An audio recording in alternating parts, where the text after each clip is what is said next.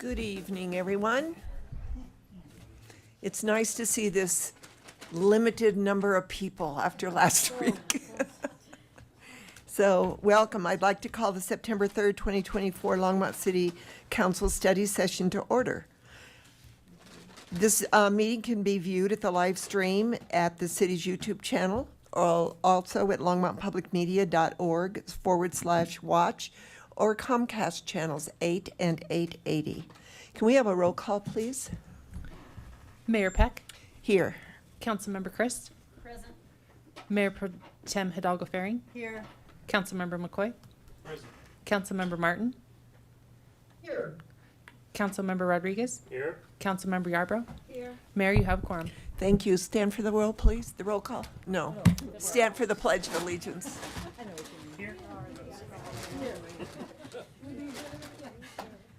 Pledge allegiance to the flag of the United States of America and to the republic for which it stands, one nation under God, indivisible, with liberty and justice for all.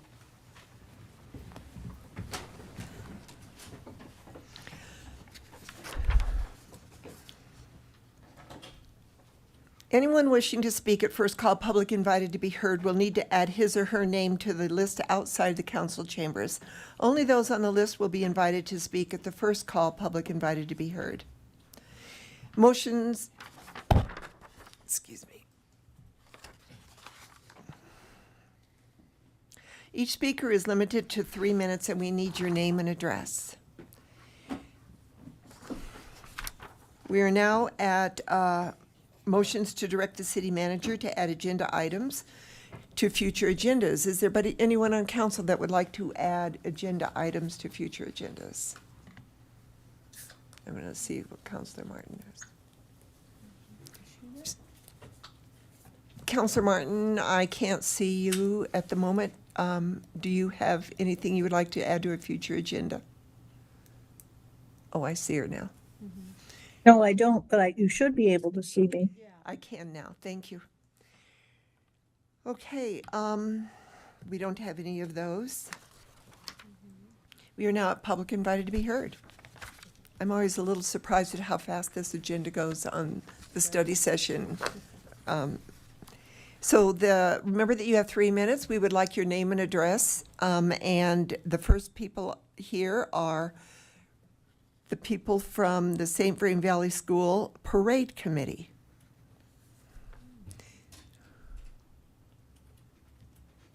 Hello. Can you turn on the mic? That's my bad. There you go. Thank you. Hello, Council. I'm Claire Atterbury. I live at 3724 Yale Drive in Longmont, Colorado.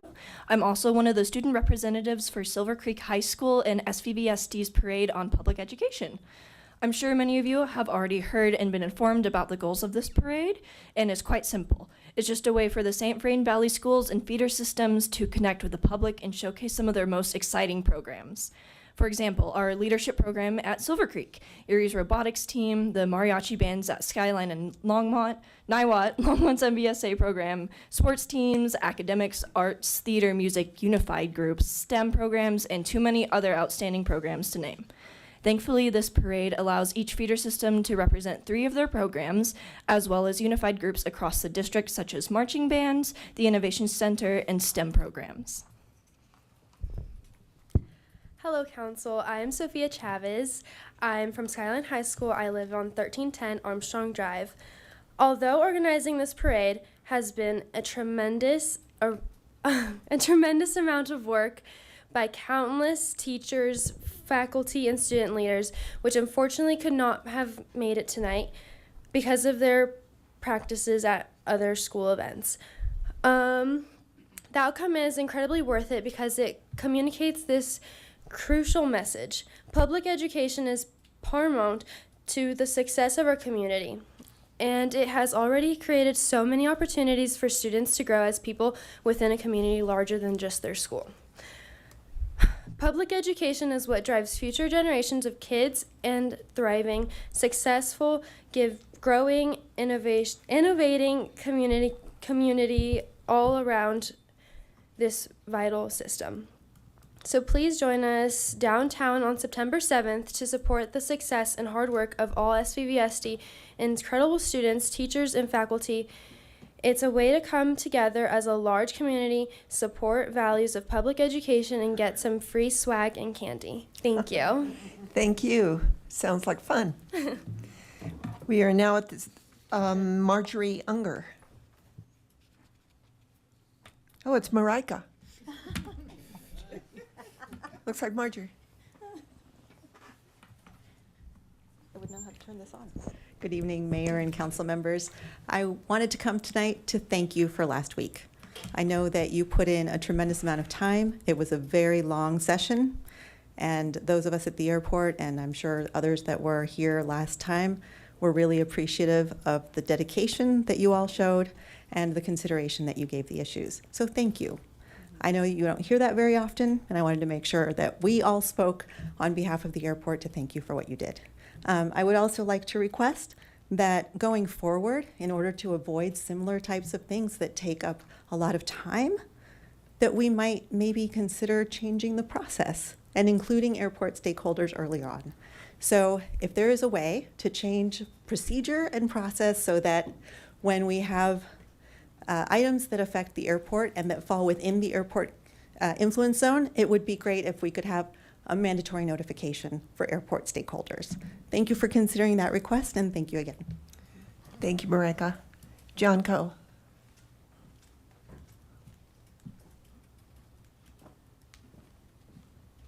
Thank you, Mayor and Council. John Coe, 1899 3rd Avenue. I just wanted to approach the council today and say what a good job you guys have all done. I think that the sense of decorum in council is just amazing. Using parliamentary procedure is wonderful. Mayor, your insistence on that is outstanding, and I really appreciate that, and I think it's really brought our city to a good point. My ideas today, though, are I had a conversation with Sarah Corello, who is the owner of the Speakeasy, and she's actually buying the Imperial Palace, or attempting to. And I found out that she was losing her financing because of some of the situations on her block. But she's held this establishment open for 8 years through thick and thin and through the pandemic. And I find that really amazing. And one of the things that I suggested with her that I brought up amongst other people is that in our city, we need people who really represent our city. And our police chief, who they brought in, is good. But I think we need somebody like Officer Aubrey Odom to be in the upper management and possibly the police chief, because she knows everybody. And when I mentioned this to Sarah, who has dealt with her many times, because I know when I hear this officer's voice, I know she brings calm, and she's always done what recently the police have been told to do, which is find out what the situation is and make sure that things are not getting out of control. I've seen her do that many times. So I wanted to mention that officer in particular. And everybody that I tell that, they're like, that's a no-brainer. So, and I want to thank you again for serving our great city. Thank you, John. Lance Whitaker.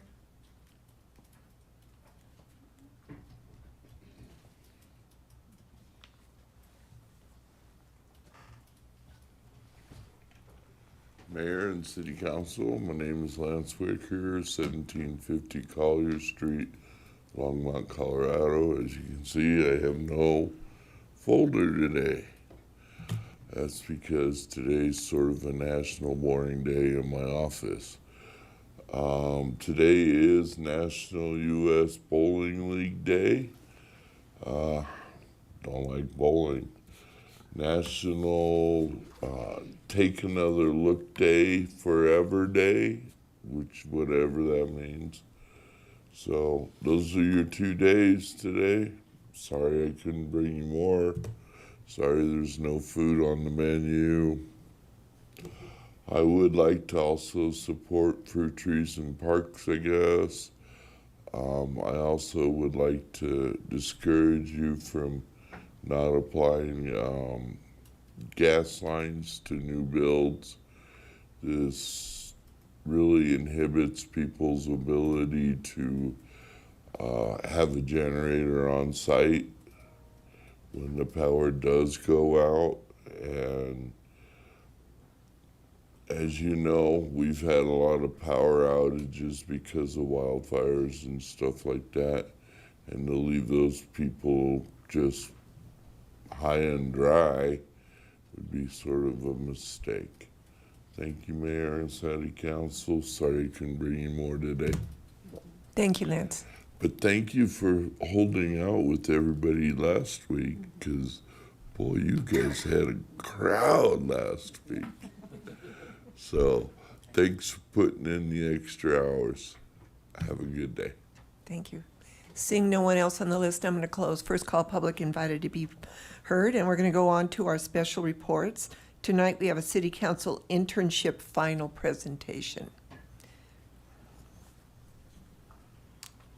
And invite staff to address this item.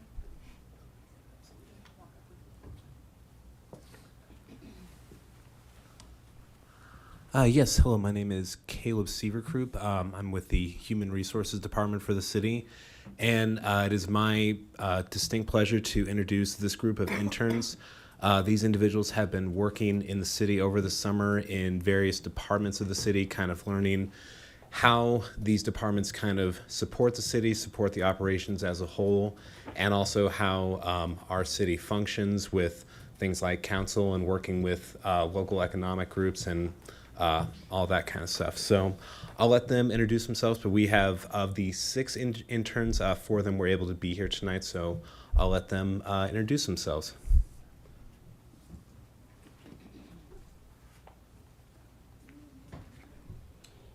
And if you have are you using PowerPoint? No. Okay.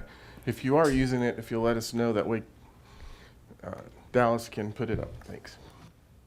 Good evening, Mayor and members of council. My name is Sophia Torres, and for the past 2.5 months, I've had the pleasure of being an intern with the Community and Neighborhood Resources Department of the City of Longmont. First and foremost, I wanted to talk about simply just our introduction and orientation days. We got the opportunity to be introduced to a few council members and Mayor Peck. The opportunity humanized you and helped me realize that you all started out from somewhere and worked your way to be where you are today, despite any hardships you did and still do encounter. I'd like to personally thank Councilwoman Yarbrough, who introduced the idea of this internship to give students like me the opportunity to experience what it's like to work within a municipal government and with officials that genuinely care about improving the quality of life for the community. On our first official day, we were lucky enough to get a tour of the city. We got to tour the water waste treatment plant and water providing treatment plant. We got the chance to spend time with people that were genuinely passionate about their jobs and providing clean water for everyone. We got to learn about exactly how our drinking water gets filtered and the steps they take to make sure that it's safe for our community. Although it didn't smell the best while we visited the water waste plant, we were walked through the steps they take to filter and recycle our wastewater. While I'm on the topic, I wanted to share a fun fact that our assistant city manager was very excited to tell us about. Our waste services, like trash trucks, are powered by us. Powered by Pooh is the direct quote that she gave. It's incredibly inspiring to see the efforts being made for more sustainable alternatives to keep our environment thriving. I had the pleasure to work with Carmen and Adriana for the past 2.5 months. Adriana was my direct mentor and also a member of LMAC, the Longmont Multicultural Action Committee. LMAC is a city council-initiated effort that inspires Longmont residents to take individual and collective action to promote cultural understandings, inclusion, and involvement. LMAC was created specifically to address diversity-related issues in Longmont with the goal of maintaining a welcoming community where everyone belongs. The LMAC and CNR team, Community and Neighborhood Resources, made sure to make me feel welcome and belong, which is exactly the environment they're trying to create for every person and culture within our city. Day 1, I was introduced to the entire team along with other city employees so that I was comfortable in an environment that felt foreign to me. LMAC and CNR is a tight-knit team that expresses genuinity towards making a difference. The main topics they focus on implementing are explore, lead, and learn. LMAC works to cultivate stronger connections that bridge relationships between the community members from diverse cultures. The CNR department is dedicated to supporting and enriching the lives of Longmont residents. They focus on offering programs, resource coordination, and advocacy services to enhance the quality of life for all community members. My particular projects included adjusting LMAC's grant application and requirements, along with a presentation explaining the purpose of LMAC and what they do. Although these may come across as mundane tasks, they're both incredibly important. As someone with a diverse ethnic background, it's very important to me that not only I feel seen and welcome, but people who also look like me feel the same way. There is often a disconnect and negative connotation about the government, and this team works to bridge that gap and show people that the City of Longmont is here to do right by them as best they can. While adjusting LMAC's grant information, I had to keep in mind the people these grants were being awarded to. Many residents in Longmont either struggle to communicate in English or can't at all. I worked to make sure those people were able to access resources that give them equal opportunity to share their culture with the community and increase diversity within our city.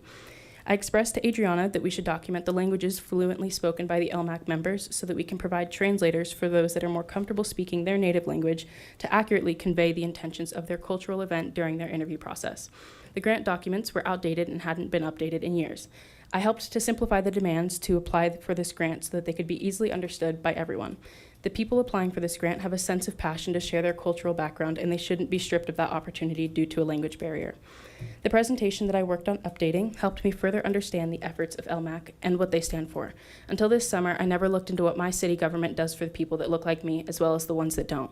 Working with a diverse team comprised of women and people of color inspired me to use the resources and privileges that I possess to help people that don't have it as easy as I did, or that simply don't believe there are government officials that work towards improving their quality of life.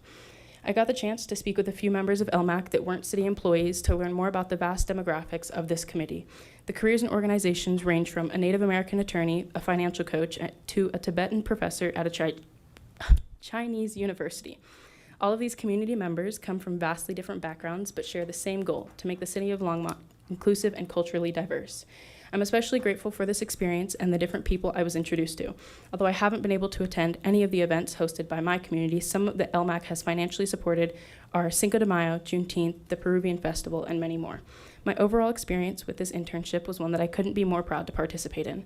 It has been extremely gratifying to use my knowledge as a brown woman of the younger generation to make positive changes for the generations before and after me. I'm beyond grateful for the LMAC members of the CNR team that I got the chance to work alongside and learn more about the efforts made to make Longmont a welcoming city for everyone. Thank you. Thank you.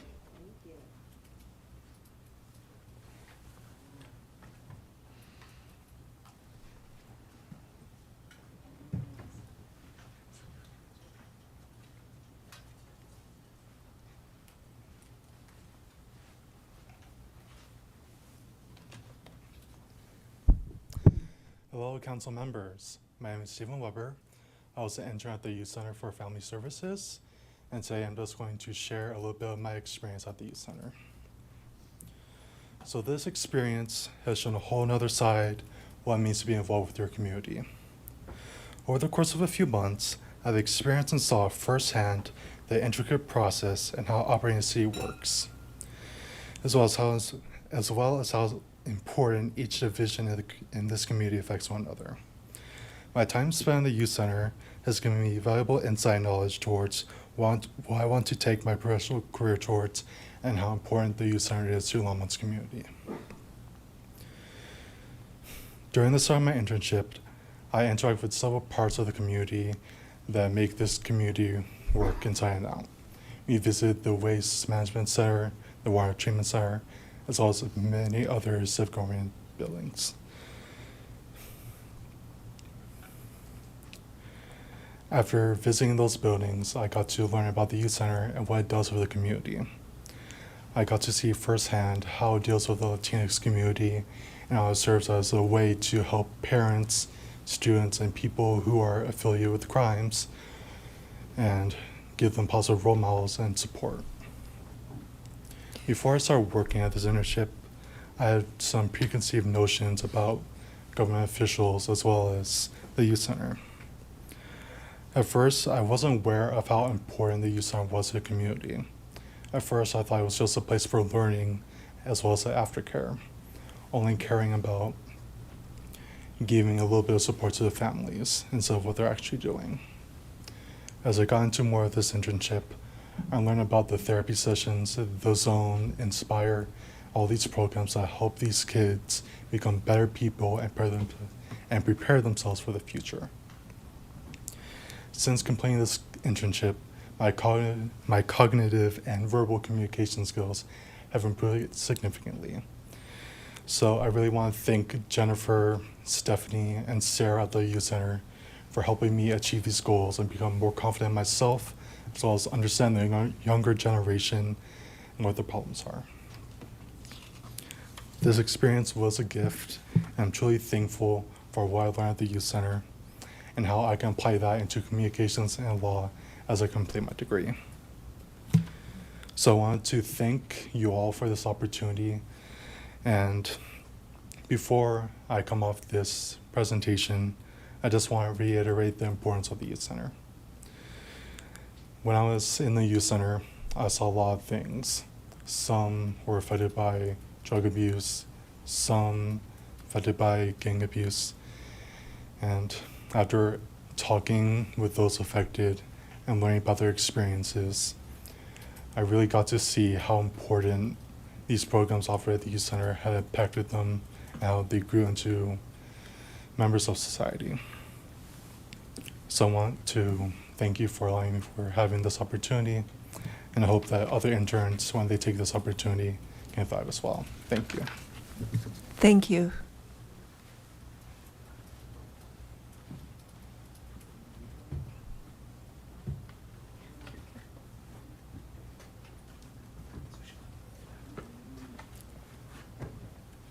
Sure thing. And which one is yours? Should be the first one. Is it the, That's not. go to the PowerPoint. Okay. Nope. And that's okay. Combined, yep. Combined. There it is. Yep. Okay. Present.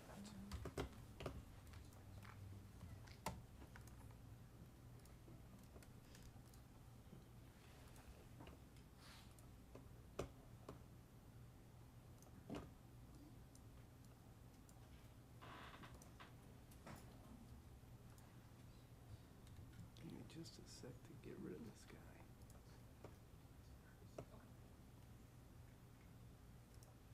There you go. And do I just use this You too? can use that, or you can use the keys or the mouse. Okay, wonderful, thank you. Okay. Good evening, Mayor and City Council. My name is Paula Garcia Barron, and today I'm here to share about my oil and gas quality internship takeaways. So, who are we? Well, it's actually a very small team, and when I mean a small team, I mean one person. That's Dr. Jane Turner. Jane and I worked very, very closely this past summer, which was actually fabulous. For any city residents who may not be familiar with the program, the oil and gas program does environmental monitoring. That means soil, water, air monitoring, but among other things which I was able to work on. So I would like to dive in and share some of the skill sets that I developed while in the internship. The first one being analysis. So I had the opportunity to look at different numbers within the oil and gas companies and how the city of Longmont goes about using those royalties. I also worked with Excel, so it was the first time ever using Excel professionally. I was fortunate enough to get some training and learn the ways in which it could be most professional and productive with Excel. The following is planning and teamwork for strategic integration. So I was able to help plan an Olympics, which was an activity that took place within strategic integrations. And that confirmed the importance of having these two things in order for an event to be a pleasant experience. So these are some images of the Olympics. As you can tell, everyone had a lot of fun. We spent some time outside, but I think overall it just allowed for team members to strengthen relationships within strategic integration. Within research, I was fortunate enough to have the help of Jane to work with different, to set up interviews with different individuals within strategic integration, but also within the city of Longmont. So I got to hear about their career endeavors and have a clear understanding for myself about whether or not I saw myself in those types of fields. I also learned about oil and gas royalties, which, a matter of fact, I knew nothing about. And then I got to learn the way that the city of Longmont deals with that, but also how interdisciplinary it could be for a personal level. The following is communication. I got a glimpse of what the legal field would look like, specifically legal descriptions. I was able to see how lawyers account for different plots of land in the way that they structure the language. Another area that I helped work on was more so like a mediator, translating very scientific data so it could be understood by the general public, and that was for the air monitoring summary for the first and second quarter. And finally, I was able to spend some time outside. That was with the city council and the city manager field trip, as well as doing more of an individual tour with Jane. So here are some pictures of the open space field trip. You can see the backs of a couple of city council members in there. And then this right here are two different locations that do air monitoring. The Likens Gulch Station, which accounts for greenhouse gases, and then the Union Reservoir, which just goes ahead and monitors oil and gas as well.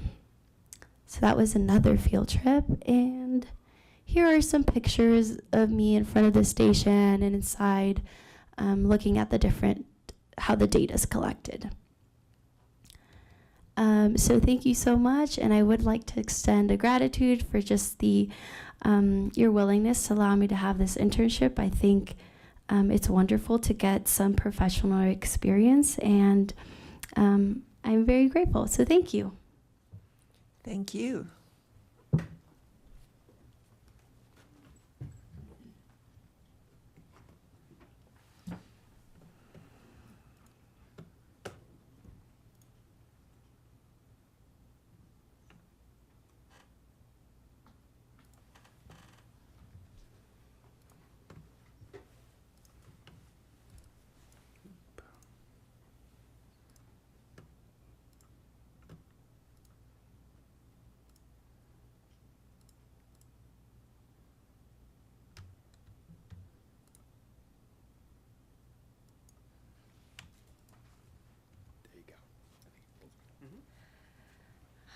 Hello, City Council.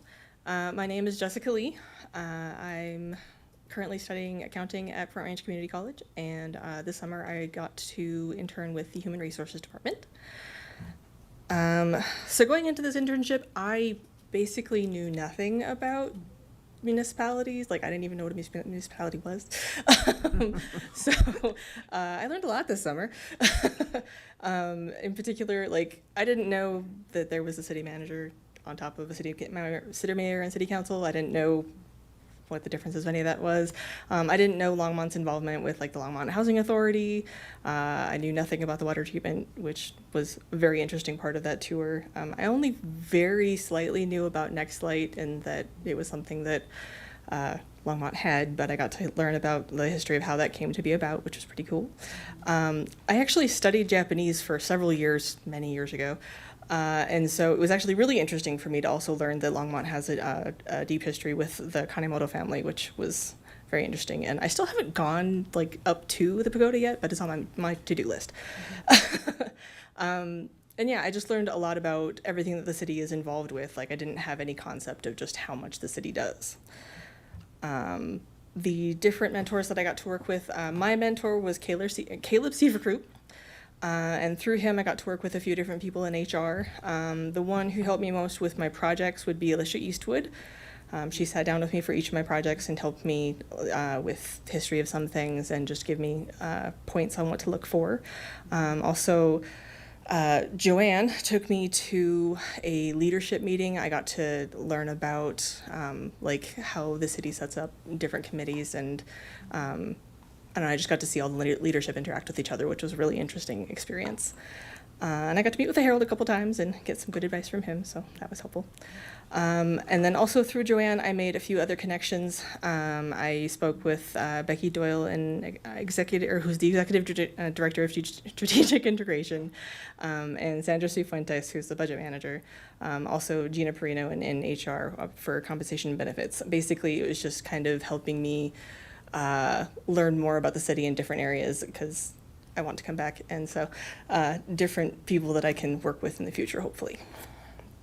So I worked on 2 different projects this summer. The first was working with the administrative regulations that are posted on inside Longmont. Right now, it kind of looks like what you see on the screen there. It's just 3 pages of this long list of all of the admin regulations as they were instituted, and there's no particular rhyme or reason or order. And so if you're going into this list trying to look for something, if you don't immediately know where it is, odds are you're going to have to sift through 3 pages to figure out what you're looking for. So my job was to make that easier to navigate. So I ended up I had to read through all the personnel regulations and all the administrative regulations in order to understand what they were. And from there, I kind of divvied them out into different categories and made a spreadsheet. And the idea is at some point in the future, we will be changing it so that they're categorized all into hopefully 1 page, and they'll be easier to navigate, which will be helpful. The second project I worked on was looking into the background check process for our employees. Basically, we're using the same company for several years now, and it's just kind of a due diligence thing of you want to make sure that the company you're working with is still giving you the best value, and with costs going up just across the board everywhere, it's something you need to keep in check. So basically, I ended up contacting 12 different companies that do background checks and having meetings with various salespeople and going through demos and whatnot to get just a good spread of costs. And then once I had all that information compiled, I met with Joanne and I met with Harold and presented my information. And Harold actually suggested the idea that I could use my research to also help other areas, particularly the Longmont Housing Authority, who I guess there's been some issues with their background check process recently. And so they had me contact our company, and I got an extra quote from them to forward on to the Longmont Longmont Housing Association in order to help them with their process, hopefully. So the takeaways that I got from these projects was I got to see just how much the city cares about its community and about its employees. Doing all the admin regulations and reading through all the personnel rules, I got to see just all the different benefits and just the things that are available to employees. Also, when I met with Gina, she gave me a giant book that is just all of the different benefits and things that are available to employees. So it was really, really nice. I have 20 years of work history before this, and I've never worked at a place that has as much available to its employees as the city does. So that was just really good for me to see. It was very positive. And then doing the background check process, I also got to see how much the city wants to make sure that it has the right people in the right place. I was surprised to learn that even volunteers we do background checks on. And it makes sense, because if you have someone in a certain community or in a certain activity volunteering, you want to make sure that they're still going to be the right people to help the community. And so I just thought that was a really interesting thing. And I enjoyed seeing just how much the city cares. It's not something that I knew before now. Most people with politics, you can think, oh no, government bad. But I've learned that the city of Longmont is not like that, and it really cares about its people, and that was very good to know. That's all I have. So thank you for the opportunity. It's been a wonderful experience, and I hope to come back. Thank you. Thanks. Well, great interns. I liked hearing about what you learned, but I think that our city was very fortunate to have such enthusiastic interns and helped a lot. So thank you very much. I hope to see you back. Mayor, if I may, Sure. I just wanted to make a couple of comments. So I talked to staff that was working with these individuals, and everything was extremely positive in terms of what they were doing to support the different work groups. You know, when this idea was presented by Council Member Yarborough, I was like, yeah, we need to find a way to grow our own and get people into local government so they can see what we do. And for me, listening to all of their presentations, I think they did a fabulous job highlighting all of the different things that we do, from community and neighborhood resources to really highlighting what we do in the youth center and the importance that it is for people in our community, to oil and gas, and then finally human resources, which is all overarching. As these individuals become wildly successful in their lives, on their journey to that success, I hope they remember the city of Longmont and look for job openings that we have in our community, because they all have something to offer any community and any organization, and they've just been fabulous to bring into our organization. So I hope they keep looking at us, and good luck in the future. You all have been amazing. Thank you. And we'd like to take a picture. Great. And I just want to say it was really good and refreshing to hear somebody from the outside tell us how wonderful we are as we get bogged down with what we have to do. So thanks.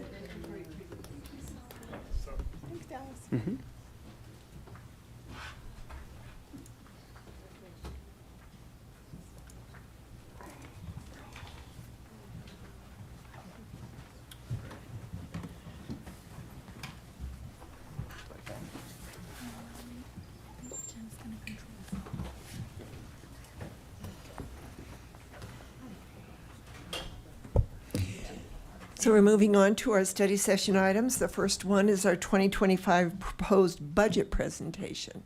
So I welcome our city financial officer, Eugene. That's not Eugene May. So I thought, wait a minute, that face doesn't match. Chief Financial Officer, Jim Golden.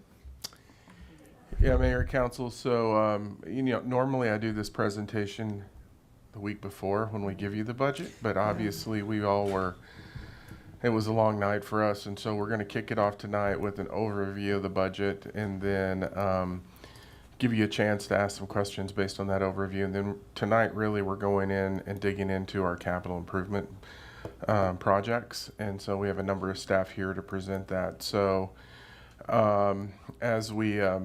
as we move through this, feel free to stop us. Jim's here. Jim and Sandra are here to catch me when I miss something. They've been doing a really good job over that in the last few weeks as we've been moving through this. One of the things that I will say is, hey Jim, can you forward? We knew this was going to happen because I can't control both. So what I will say as we start off and talking about this budget is, this is probably one of the most difficult budgets that I've had to, or that we've, I think, had to work with in terms of what we were dealing with. And so, when you look at this and you really see revenue uncertainty, we can talk about sales tax growth. It was declining with inflation slowing. A lot of people, when we talked about Costco coming into the community, we talked about how important that was in terms of bringing in more sales tax. We were entering in May when we were now starting to see costs go year over year. So when we started off looking, and if you looked at Jim's sales tax reports, January through April, you saw big increases. Well, that's because Costco revenue was still new. And so then when you saw a slide into May, you could start seeing that year over year impact with Costco. So what I will say is it's definitely helped in the budget as we were moving through this. Probably the biggest change that we were once again challenged with in this budget process, similar to how we were challenged last year, was really this changing landscape on property tax appraisal rates and what that was going to look like. So as you all know, at the very last day of the legislative session, they passed a bill that was focused on property tax. You know, then all of a sudden there started to be conversations about, well, it didn't go far enough. And so we had initiatives 50 and 108 that received enough signatures to be placed on the ballot. And then more recently, we had a special session where once again, they passed some legislation focused on on property tax. And I think we're awaiting the governor's signature this week. So, you know, that was a big piece of this budget and really trying to understand what that was going to mean, how we needed to look at it. I will talk about it in a little bit more detail as we move through this presentation, but next week Jim's going to really get into it. But it really challenged us in terms of looking at what we had in terms of available revenue, in addition to declining franchise revenue and court revenues. At the same time that we had those challenges coming in, when you look at the employment market and what we were dealing with, this is something that we've been dealing with in the last few years. You know, increases in market pay was something that was continuing to move at us, particularly in public safety. And I'll dig into that in a couple of slides. And then increased benefit costs for sworn collective bargaining personnel that you all just recently approved.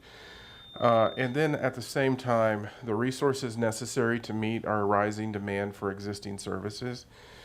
You know, one of the things that's continued to challenge us is really the impact of inflation in terms of what we do and how we approach it.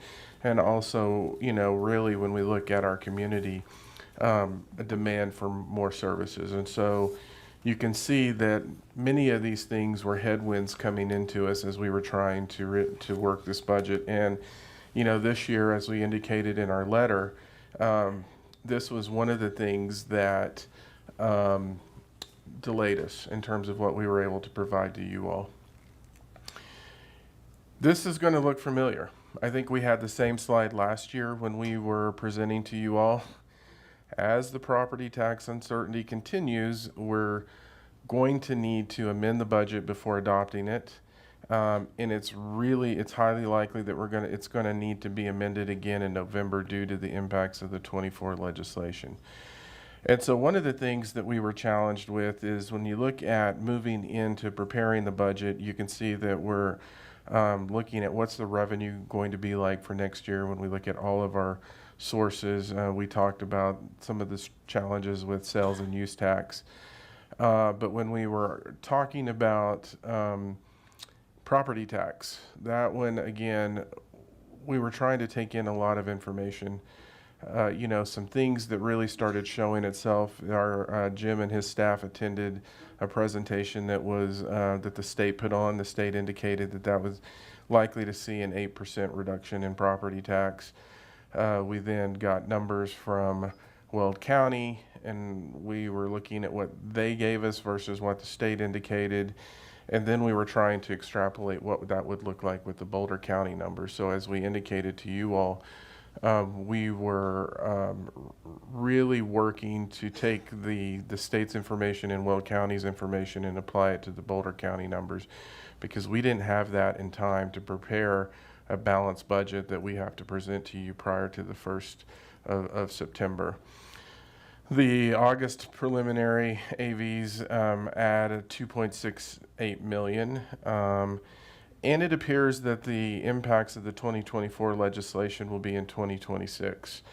One of the things that we need to keep in mind that we were looking at as we approach this budget is we didn't want to add a lot of ongoing cost in 2025, knowing that there was going to be an adjustment in 2026. If you'll remember some of the budgets we've been giving you when we have this situation, we take that the value of the property tax and we treat it as one-time funds so we don't overextend ourselves and create another problem in the following year. Next slide. This is a balanced budget with no tax rate increases. I'm going to go over this. I don't like reading slides, but this one I will read. The total operating budget for all funds, and let me stress all funds, is $469 million. It's $25.72 million more than the 2024 adopted budget of $443 million, and that's a 5.79% increase over 2024. As we indicated, it's balanced with sources of revenue identified to meet all projected expenses. The proposed budget includes an average of 6.8% in electric rates and an average 10% increase in sewer rates. These have been previously adopted by the City Council, so we're just continuing following the adopted rates. When we look at this, we're also going to utilize $31.48 million in accumulated fund balances. We're going to draw those down in 2025. Below you'll see a list of some of the projects that are going to be utilizing this fund balance, and you can see it's really all focused on capital improvements that we need to make into our system.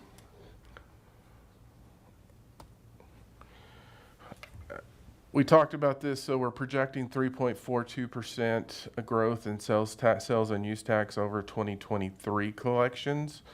So we're using that's where we're basing it. The 2025 budget is projecting 3.08% above the 2024 projected sales and use tax. And then sales and use tax in the 25 budget is $5.24 million greater than in the 2024 budget, and $2.5 million greater in the general fund. Here's where we talk about the impact of property tax. So the 2025 budget currently projects a $2.8 million decrease in property tax revenue from the 2024 budget. There's no change in the ongoing revenue, as the $2.8 million was put into one-time expenses in 24. And then, as we stated earlier, the $2.68 million can be added back based on August numbers that we received from the county. This is where we're really talking about the uncertainty that we have coming with the legislation, the fact that it's going to come into play in 2026, and really ensuring that we're not outrunning our headlights in terms of our ongoing operating expenses until we can understand what the impact is going to be. There will be an impact. We just need to understand that in the next few weeks as we continue presenting to you on this budget. Did I mess anything up, Jim? Not yet. I messed it up on my side. The general fund is $127 million, and that's an increase of 5.3% or $6.35 million. When we talk about the ongoing expenses, that increases from $112 million in 24 to $119 million. When we talk about this and we look at what was happening in the budget request, this is really related to level 1 expenses and salary increases. As we were moving through the budget and seeing the challenges that we were facing based on how we were approaching property tax, early on in the budget process, I made the decision not to fund any level 2 request. So as we moved through this, there was really nothing new unless it was in other funds. We were limiting ourselves so we could approach this. In terms of one-time expenses, it's moving from $7.7 million to $8 million. In many cases, that's a result of having to take some ongoing expenses and utilize one-time funds based on some different components. So when we think about affordable and attainable housing fund, we had ongoing and one-time funds. On the attainable housing fund, we pushed it all to one-time versus ongoing, and we took a portion, $300,000 of the affordable housing fund, and pushed it to one-time. Part of the logic in that, you can hear us say, well, if it's ongoing, why are you using one-time? it really is the 1B funding that's in play from the county that allowed us to look at it in a different way, because that's going to add funding to both affordable and attainable housing. A major portion of the one-time expenses is the $2.2 million for the public safety retiree health benefits. You all know that I talked to you all about this in terms of what we were looking at with the market and our public safety staff. And, you know, one of the things that we were seeing is when we compare what they're doing on a daily basis and really how long they can work in those positions, because we also see injury data that comes into play. And so when we looked at the market and really taking a market, as we were looking at the market, people are moving in this direction, providing these retiree health benefits. And then, as we talked about before, one of the things that we were seeing in terms of hiring public safety police officers was there was a value of the police take-home car program. So we're in the next year of that program, because we were seeing from a hiring perspective that was something that was challenging, and people were openly asking us, do you have a take-home car program? In a few cases, they would say, well, we're going to go here where they do have one. Let us know if you get one, because we'd really like to work for you. So you can see these adjustments in the hiring market that are starting to show themselves in different locations. As we approach this budget process, you know, one of the things that we were challenged with, we talked about the revenue issues, and we talked about how we were going to approach this. The easy answer in balancing this budget would have really been to say, we're not going to provide salary increases to our staff this year. The easy answer was not the right answer. I've talked a lot about the importance of the staff in our organization, so I challenged Jim and his team and many other people in the organization to say we need to figure out how we can do salary increases this year. So this year, as part of this budget, there's a 3% minimum increase in pay ranges in the proposed budget. Many of the adjustments that we had to make collectively in terms of level 1 expenses, looking at additional revenue sources and shifting funds, was so that we could give everyone a salary increase. Police employees were from 9.6 to 14.28% behind market, and fire was 8.9 to 16.45% behind market. You know, part of the challenge that we really came into with this contract was that council may remember we had a 3-year contract the last time. This is how much the market's moved in 3 years. And so our philosophy has been that we need to pay market based on the policy that council's given us and what we need to look at. So this is how much the market has moved more than what we were committing to each year. Yeah. So this is just a difference. Yeah. So I think 1 year we had 4%. I think we had 4 and 4 or something like that. So if you think about the market, add 4%, add 8%, 6 to 8% to these numbers. And so it was important to us to use the policies that you all have indicated in terms of compensation and how we look at it. And you all have approved those contracts. Unfortunately, this year, based on giving a balanced budget to you all, we weren't able to continue at 101% of market. In order to provide salary increases this year, we're budgeting at 100% of the market based on the budget that we presented to you all that's balanced. That does include step increases, and it does include exceptional pay for employees who meet the criteria in delivering extraordinary performance. We did have to, as part of the adjustments, we normally budget 2% of salaries for exceptional pay. We did have to lower that in the budget to 1.5%. And again, we're trying to manage the margin so that we could move forward with salary increases. Throughout this, as we looked at everything and all the decisions that we made, while we weren't making many decisions in terms of what we were adding, we did keep in mind, there was a few things. Our priority-based budgeting system was in my mind. Also, the council's priorities in terms of how what you've guided us to look at. So when we were looking at making adjustments in the budget to balance it, this was front and center in terms of our decision making, or in front of my decision making in terms of what we would do. and you can see your vision for people and your vision for places. Well, I said we didn't have any level 2 requests in the general fund. We did have some additional requests in our other funds. And so you can see that in terms of full-time equivalents, we have positions in the water fund. You know, when we talked about open space fund and the operational requirements, we needed to add some positions in there so we could manage the lands that we have. When we talk about parks, we were talking about the 8 and 5 and the parks that we needed to build that haven't been built for some time. And this was part of the adjustments that we were having to look at. So in this case, we took 3 positions that were required for the new parks that we're bringing online, and we funded those out of the Parks and Greenway Maintenance Fund that was created 11 years ago. I think it was 11. It was the first or second year that I was here, so that's not coming out of the general fund. What it allowed us to do, though, was reduce some temporary wages that we had in other areas. We also moved some temporary, we could reduce temporary wages in the Conservation Trust Fund. We moved some over, netted $20,000 more in that. We'll go into that as we present, but it gives us more opportunities in the future. You can see street funds, Vision Zero related in terms of what we talked about, and affordable housing and sustainability. So compared to what we've seen in future years, this is a really limited number of additional positions that we're bringing in. I would reiterate that the work's not slowing down.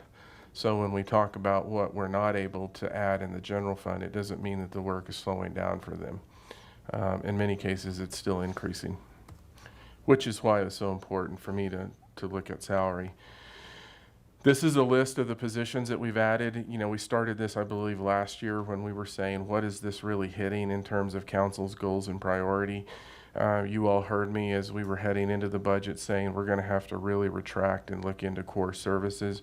But in some cases, we were able to hit a number of different aspects of this. When you look at the housing compliance specialist, you can see that it's hitting a number of council's goals and priorities. Again, reiterating that that was front and center as we were preparing this budget.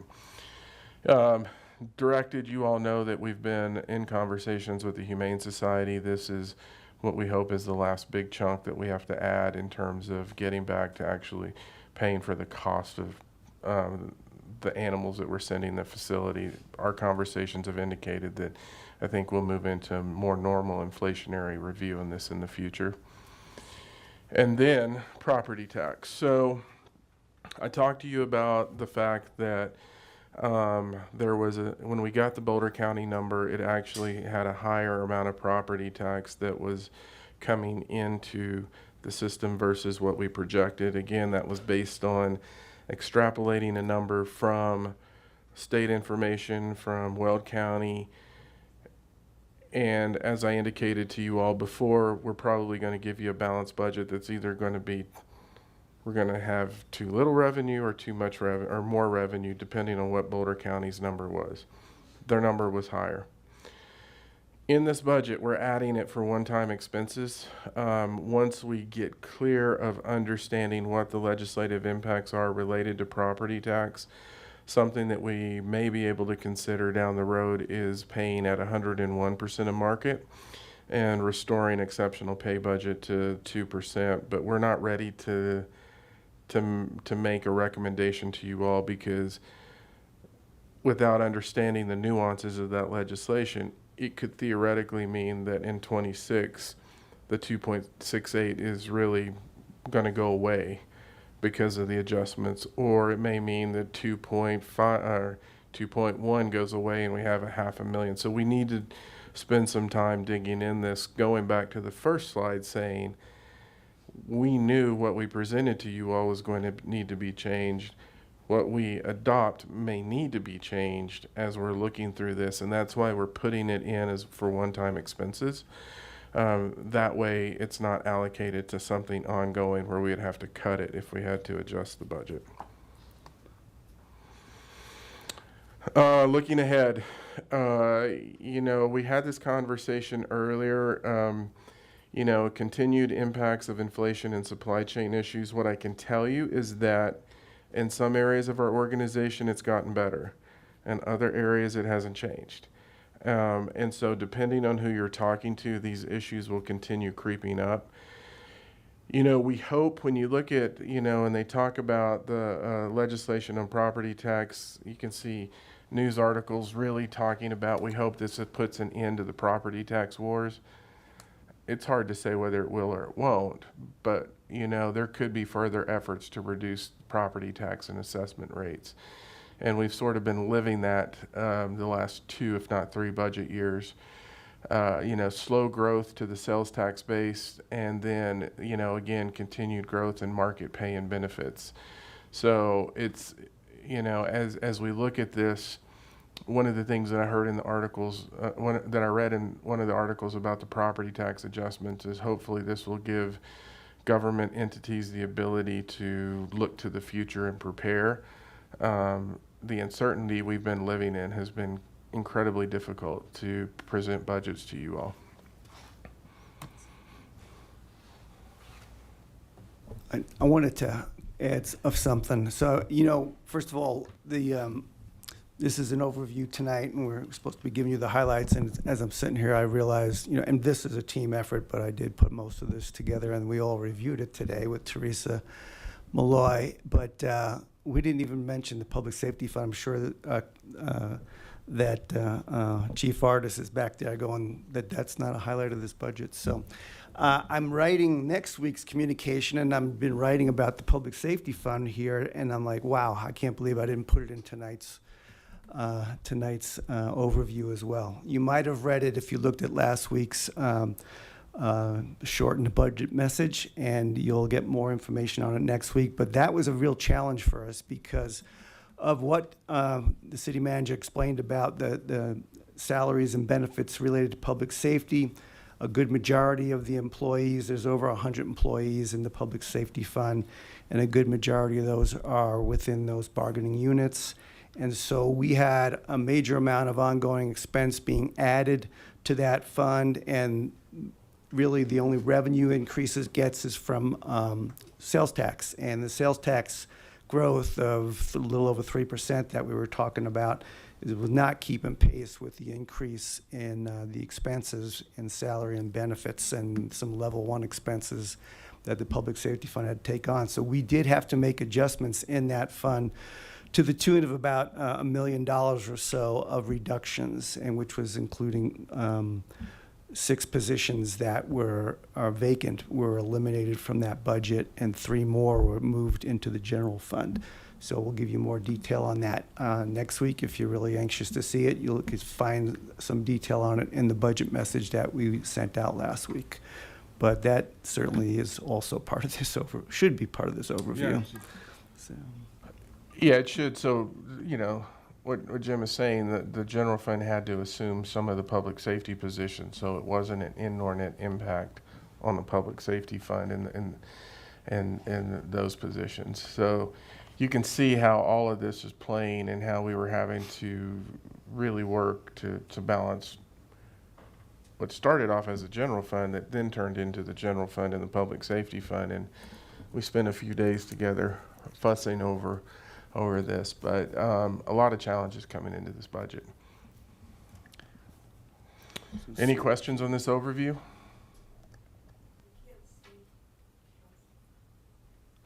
Councillor Martin, I can't see you because we have the presentation up.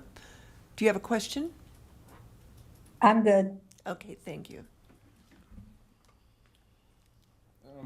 Before we go on to the capital improvement program, and you'll probably hear this a few times before Jim runs off.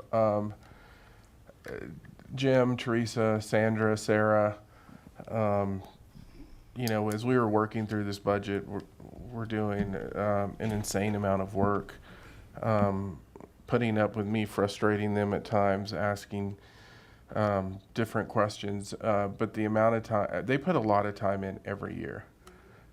This was a little bit different in working different funds, and so I wanted to personally thank them for the work they did. This is Jim's last budget, and so you know, this was a different situation, and we talked about what's different about this related to '08, for example. '08 was an economic shift. And you could look at it and go, well, when's the economy going to come back? How can you estimate what that's really going to look like? The adjustments that we're seeing in property tax, and I wanted to say this to keep this at the forefront of our mind. This is a fundamental shift, not in something that's driven by economics, but the ratios have changed and how they're going to apply. And so I think that was part of what we were thinking in this is a resetting of sorts that we're going through in terms of, at least in my mind, the legislation, I think in all of our minds, was what it's really doing. And so as we go into next year for a reappraisal year, it's going to look, I would, Jim, expect that it's going to look different than it does in a normal reappraisal year because of these adjustments in the ratios. And so that was something that we spent a lot of time talking about, is the system's changed. And so that's the resetting component of this that I think we tried to take into account.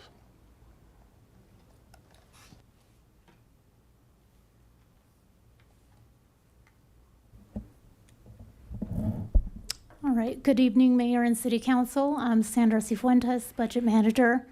And tonight, as part of our 2025 proposed budget presentations, we are going to be reviewing our 2025-2029 capital improvement program. I'm going to provide you all with a quick overview of the financials, and then we do have staff from various departments here tonight that will be speaking specifically on their projects that were included in the 25-29 CIP. So first off, what is CIP?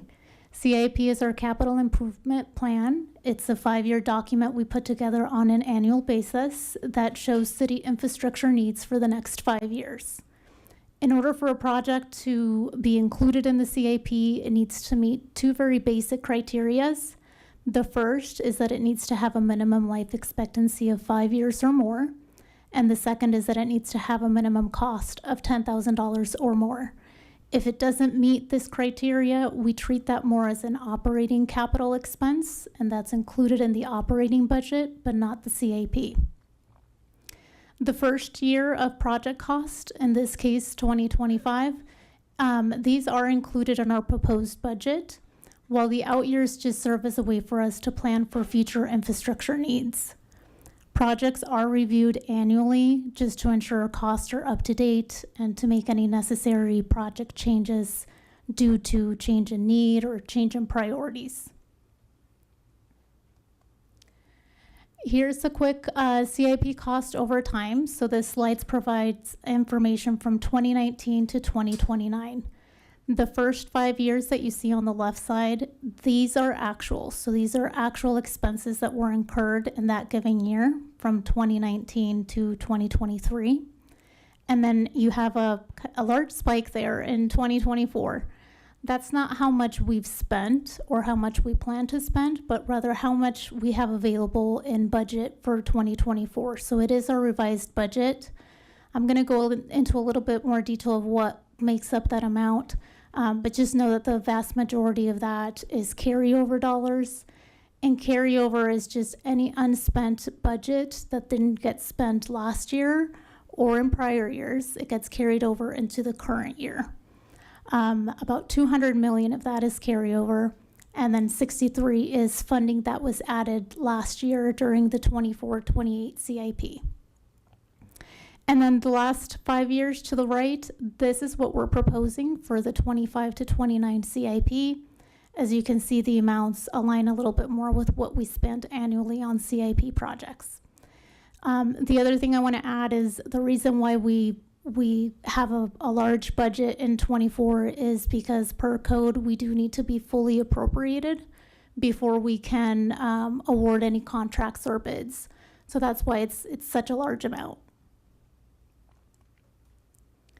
Here's another look at CIP cost over time. Same information, 2019 to 2029. This provides actuals, the revised budget, and then the proposed. But this layers in the categories, so you can see where the larger part of the funding is sitting. For 2024, that was in the water, transportation, park rec and open space, and public building and facility projects. So this is that 262.7 million that we were talking about. So this is the budget we started off with in 2024. And the pie chart just shows you that breakout between carryover and new funding. Like I mentioned earlier, about 200 million of that was carryover dollars, and 63 of that was new funding that was added during last year's CIP.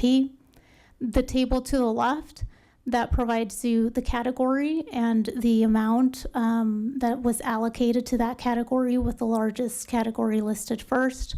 So the top 4 categories were, again, water, transportation, parks and rec, and public building and facility projects. So it's now September. How much of this have we spent? So as of mid-August, we've spent or encumbered about 50% of this budget. The chart underneath this shows you by category how much we've spent versus how much is remaining.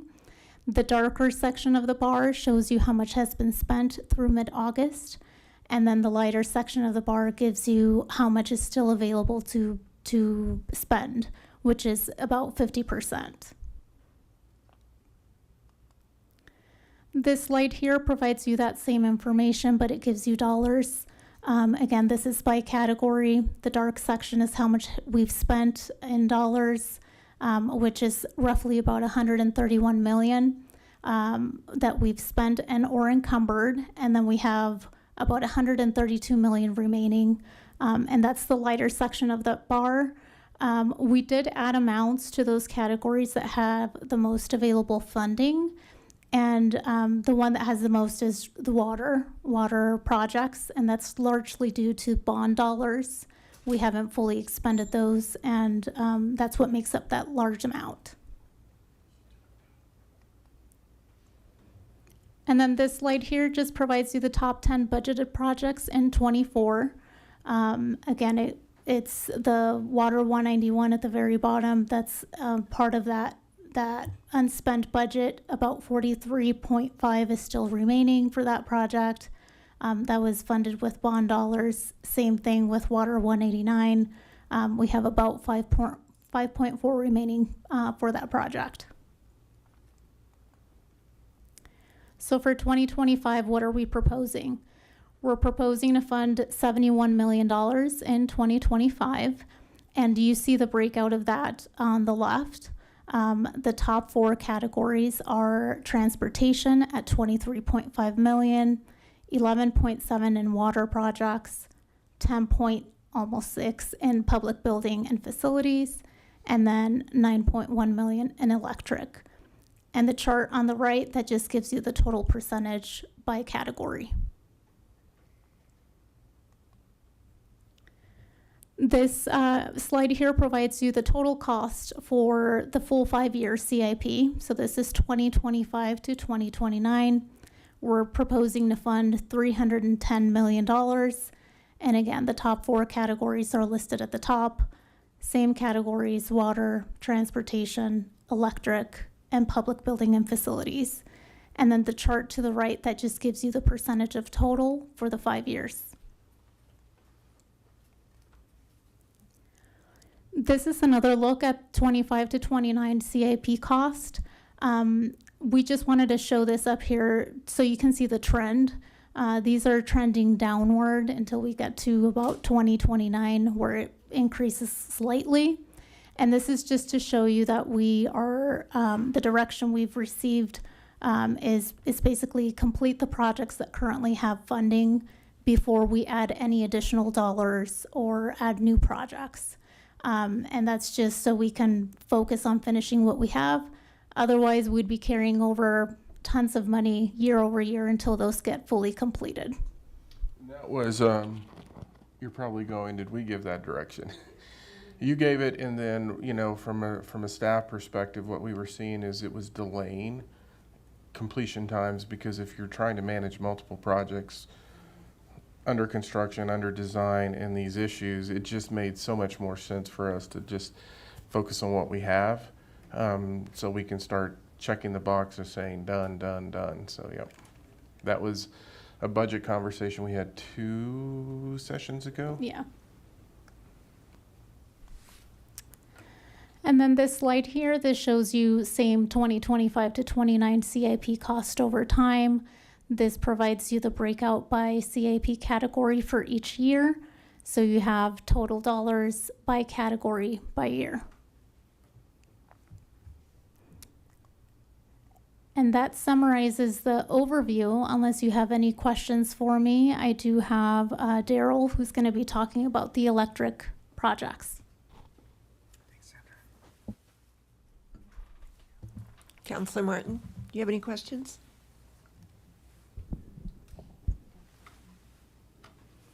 Councillor Christ. Sandra, just to clarify, these completion costs, are they adjusted for inflation or proposed inflation? Yes, they are. So you think you can do these projects with the money that you have in the time that you've allotted? Correct. Okay, very good. Thank you. Councilmember Chris, that's a great question. A year ago, I think it was a year ago, we brought a series, or maybe slightly over a year ago, we brought a series of projects to the council that were coming in over budget based on the inflationary costs and what we were seeing. Some of those you're going to see in multiple conversations tonight when we talk about water and we talk about the rate studies. Nelson Flanders was one, Boston Avenue Bridge was one, Kaufman Street was one. And so one of the, in addition to other projects on the golf course, the maintenance facility, sprinkler system. So that's something they've been paying particular attention to is really managing the inflation component of this, because for years, 3%. I mean, that's what it tended to look like. And then you go into COVID and it's out of control. I think the challenge for us over time is going to be watching the current inflation information and also really hedge against going too far to the other side.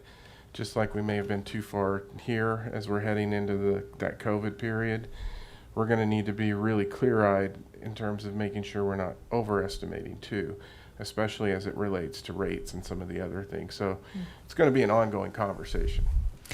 Well, let me ask a follow-on question. Ms. Cifuentes, are you suggesting that we issue those bonds for the water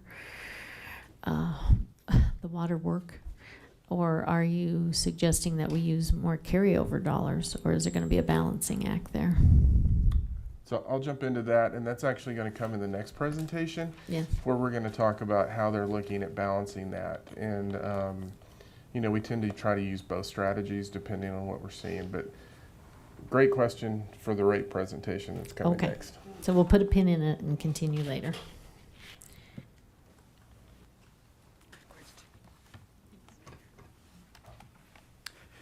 Good evening, Mayor Peck, members of City Council. My name is Daryl Hahn. I'm the Electric Utility Director at LPC, here tonight to talk about electric.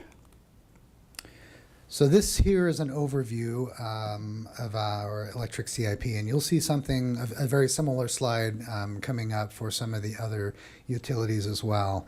This just kind of summarizes some of the major projects that we're looking at, kind of breaks out sort of in the pie chart there, kind of gives you an idea how much we're going to be spending as a percentage on those different areas.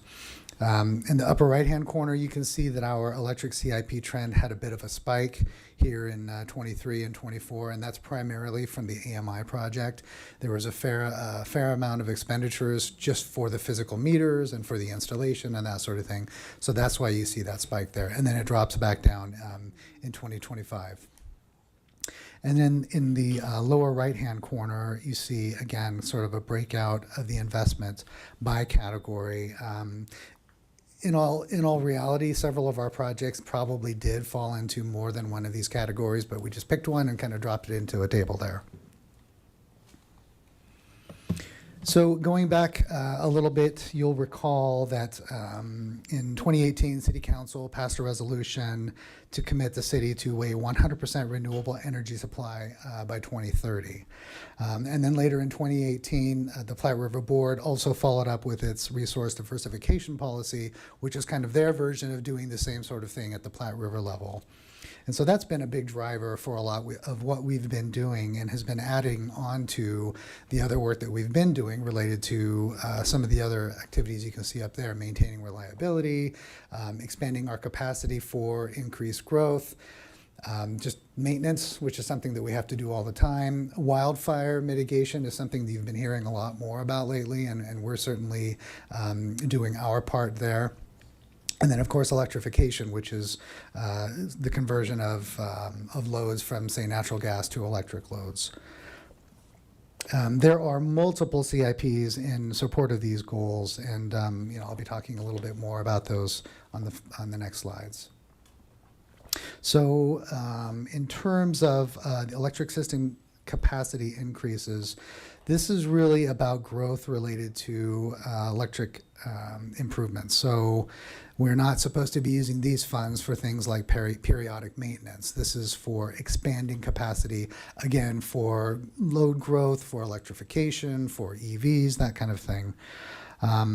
We see a bit of an increase here over 2024. The reality is this number has actually, this budget has actually increased pretty significantly, but then we just kind of spread it out among some of the other funds.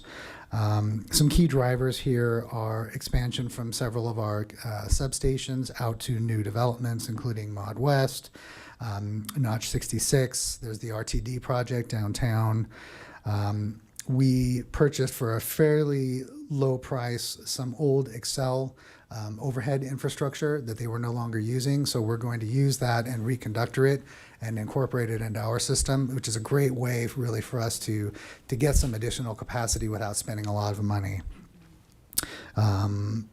So we've added some funds for electrification.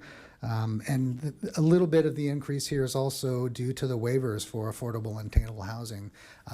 It's not a lot. It's about $66,000 in total so far, but we're going to just continue to track that because rather than recovering those funds in the ECIF fee that developers and homeowners pay when they increase their load, we're actually going to need to be rolling those into rates. Again, $66,000 is not a lot in terms of rates, but we're going to continue to keep an eye on that.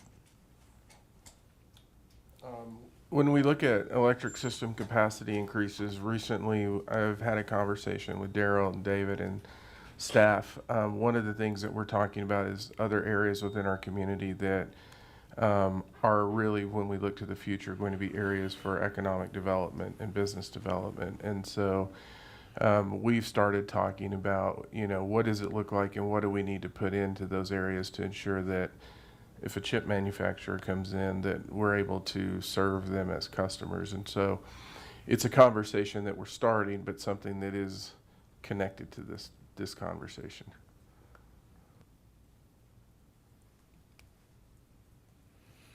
The next section is about electric system reliability and rehabilitation. So this is kind of our bread and butter in terms of maintaining this system that we already have. Again, this is really about proactive and reactive replacements.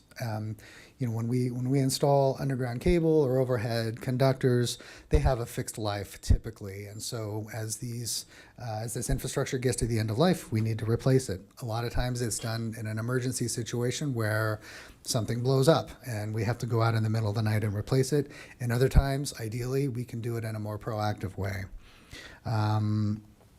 For many years, we didn't have to do a lot of proactive replacement because things were relatively new.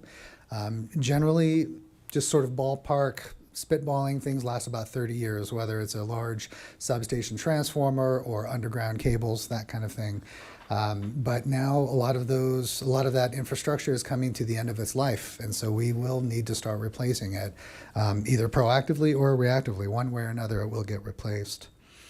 We're also looking at the potential use of contractors in a very limited area in terms of offloading some of our crews so that our crews can focus on maintenance.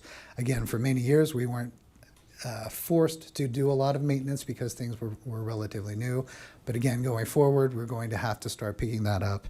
And so we're looking at contractors to sort of backfill some of the more routine work. You've heard a theme tonight about increased costs, and that's certainly hitting LPC as well. So there have been certain areas where costs have doubled or more than doubled, tripled, quadrupled since 2019, 2020. So that's also an area that's really hitting us pretty hard. So that's also reflected in some of these increases.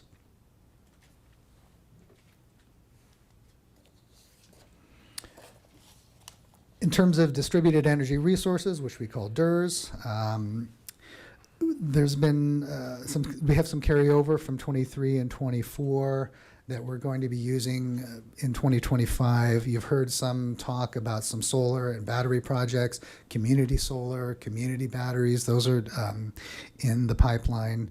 We're also looking at working with Platte River, as I had mentioned earlier, about putting a battery in one of our substations, just as the other three owner communities are looking at doing as well. One thing that I kind of want to reiterate here is, back in the day, you turned on a light switch, and somewhere out in the world, a generator pushed a little bit harder and a little bit faster to light up that light bulb. And then you turn the light bulb off, and the generator slowed down a little bit. It was a very simple and known model. But now what we're seeing is you turn on the light bulb, the sun's not going to shine any brighter, and the wind is not going to blow any harder to turn on that light bulb. So somewhere, something has to change. Is that coming from a battery, or is that coming from a natural gas plant, or is a light bulb somewhere else turning off so that this one can turn on? So this is a complete rethinking of the electric utility industry in terms of how we continue to serve load in a way that customers have grown accustomed, reliably and safely and affordably. We are coordinating our efforts with Platte River, as I had mentioned, on the battery project. From an equity perspective, on private rooftop solar, we've talked about how a lot of homeowners can put solar on their roofs, but not everybody can do that. So as we had mentioned earlier, there is a community solar project at the Renewable Natural Gas Facility. That should be finishing up in 2025. There's also a rooftop solar project at Ascent. This is to reduce the resident utility burden, but also giving us some experience on virtual net metering. And so we're looking at these kinds of projects going forward, and presumably, we will learn from them and make them scalable to the extent that we can continue to expand and grow these projects. So I'm happy to answer any questions if you have any. Seeing none in the queue, Councilor Martin. No questions, Mayor Peck. Okay, thank you. Thank you, Daryl. Great, thank you.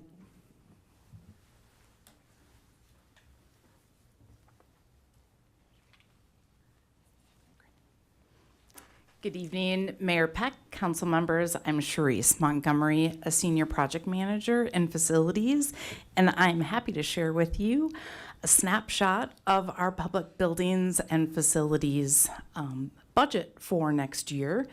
We've got some notable efforts that we're going to dive into a little bit deeper. You can kind of see our typical public building CIP trends with that same peak for this year due to carryover. As far as our pieces of the pie, a little bit more distributed with a variety of projects, which kind of fall into the major investment category of asset management. And that's where we, and you've heard it earlier this evening, are really focused on what we have and maintaining those assets. We've got some small improvement of existing infrastructures, which right now are really related to our elevators. And then we have some new infrastructure, which is kind of one of those pieces of the notable project. Okay, so safety and justice. I spoke with you last year about the rehabilitation project. I'm happy to say we have completed that portion of the work. But one of the biggest points is that through the structural assessments that were done on those facilities, we really determined the deficiencies that did exist. And that's why it's so important as we are keeping our facilities longer, expecting them to do more. It's so important that we spend the time and effort to make those assessments early on, and we plan accordingly. One of the most sustainable things we can do to our existing facilities is by keeping our existing facilities. I know there's been a buzz that what if we would have just torn this building down? But really, to be sustainable and look at the use of our facilities and how we can make it better within the footprint. I mean, we have found things at Safety and Justice that I'm sure all the staff that's working in the building will attest to, we didn't expect to find. And we didn't know that it existed until we took down the drywall, until we removed the ceiling grids and found some things. With those repairs that we were able to do things like expand the locker room to make a better equitable situation for the current officers and the populations that they have. We're transitioning to the expansion project. We have relocated the entrance to the building, so you've probably seen the big chain link out front. And right now we're sharing that lobby between courts and public safety, and we're transitioning to the expansion of that north entrance, which will ultimately end up looking like this. Any questions on safety and justice? Okay, moving right along, one of the other new projects is our municipal building keyless entry. And unfortunately, it has exceeded its life expectancy. And we are working to fund new the new program at 1.7 million. Unfortunately, the existing system, we have run into things like getting locked out, for example. And so, and when you don't carry keys, it's very difficult when there's only badge readers. So the 1.7 million that's funded really does have an enhanced security. We're hoping to also integrate that with building cameras and the access control that exists in all of our facilities by being able to close and lock everything securely for the evening or when staff is not in the building is very important.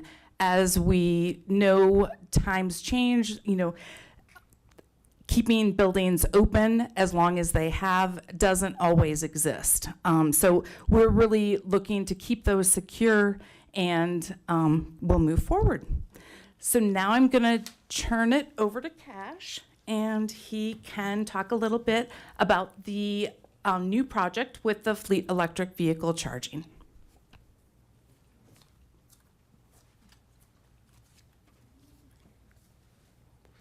Mayor Peck, members of council, I'm Cash Johns, fleet manager, and I'm going to talk to you about where we're at on our electric charging stations that we've installed, what we call behind the fence in our different locations. One of the slides up here is a level 3 charger, and it's quite large, and we're using that one as a quick charge for vehicles that may not get a full charge throughout the day type thing. Some of the other photos that we have up here are level 2s, which we've located like at our Parks facility. We have an ADA one that's actually located at our solid waste facility. That piece is required by us through our grant that we're going to be getting through the state. The other one is a level 2 that's at our facility, inside of our facility, so when we're working on vehicles we can actually charge them inside of our fleet shop and stuff. Those particular chargers throughout the city that we have put in right now, we're really close to being energized. I want to say thank you to LPC, and then we use a local contractor to hook up from the actual meter to the actual charging station. I've been working real close also with CDOT, and they also are using this type of a charger throughout Colorado. So I didn't want to reinvent the wheel doing something different. So we've been working really good with them on that.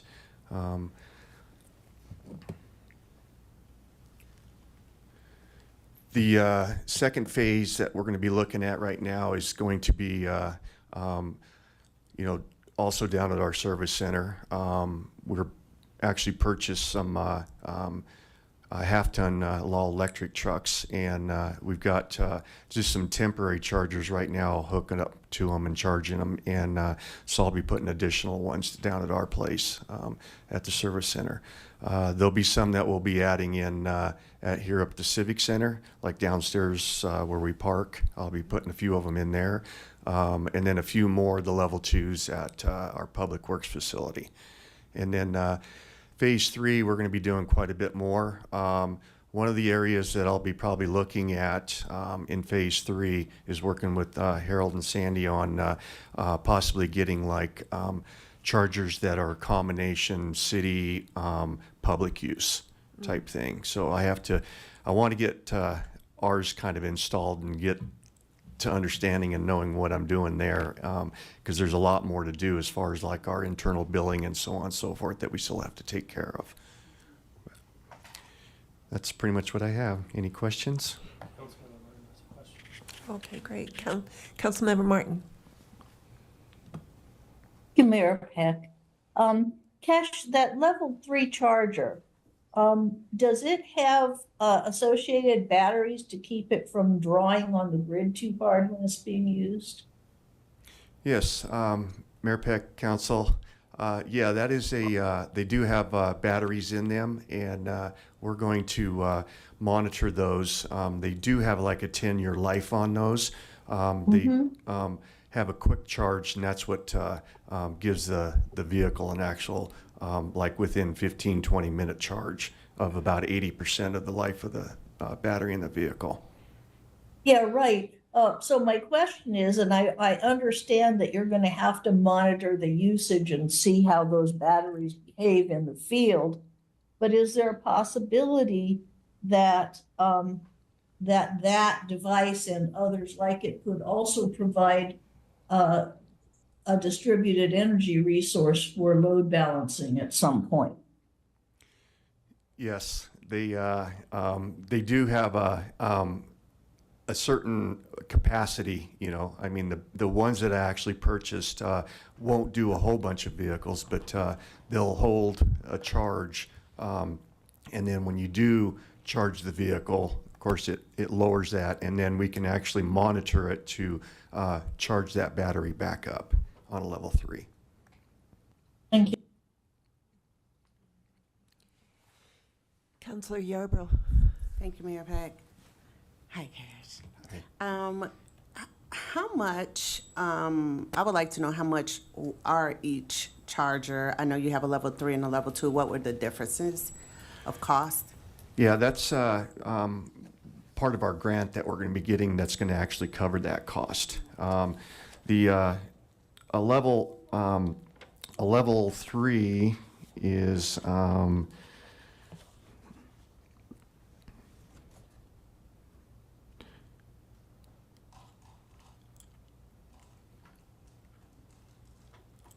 level 3 is about 106,000 for one, correct. And then our level 2s are running anywhere between 10 to 25,000.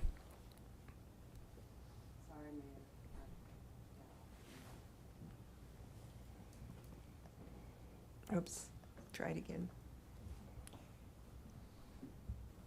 Okay, so you said level 2, you said around 10,000? Yes, anywhere between, it depends on the style, like the one photo that I had earlier on here that the one to the right, which is in our shop, is a littler one. Okay. And then we have also the ones that are like the ADA one, which is a little bit bigger and has a dual port on it. Okay, and then all of the other ones, like the first one right here that would be around the airport, Public Works on Airport Road, is over $100,000. Yes, that's a level 3, yes. And the level 3, can you express like the time differences as far as with charging, why one is 100,000? I see clearly the one in the fleet services is smaller, and I get that, but what's the differences as far as the charging time and things like that? Yeah. Mayor and Council, the charging time based on, if you had 2 vehicles that were both very low, equal to each other, that were needing charged, a level 3 will take anywhere 15 to 20 minutes to charge real quick, but you only get an 80% charge capacity in it, in a vehicle, because it does charge real fast. The level 2s can take anywhere between 6 to 8 hours, depending upon, again, the level of the battery that's in the vehicle, where its capacity is at that point in time. So, we can also, on the system that we're going to have, be able to monitor that internally within fleet services, so that one of the things that I'm hoping to be able to monitor is when a city vehicle does get plugged in and charged, that I may have that come on like at 11 o'clock at night and charge until, the morning time type thing. So I'm able to control that time to be able to charge also, so.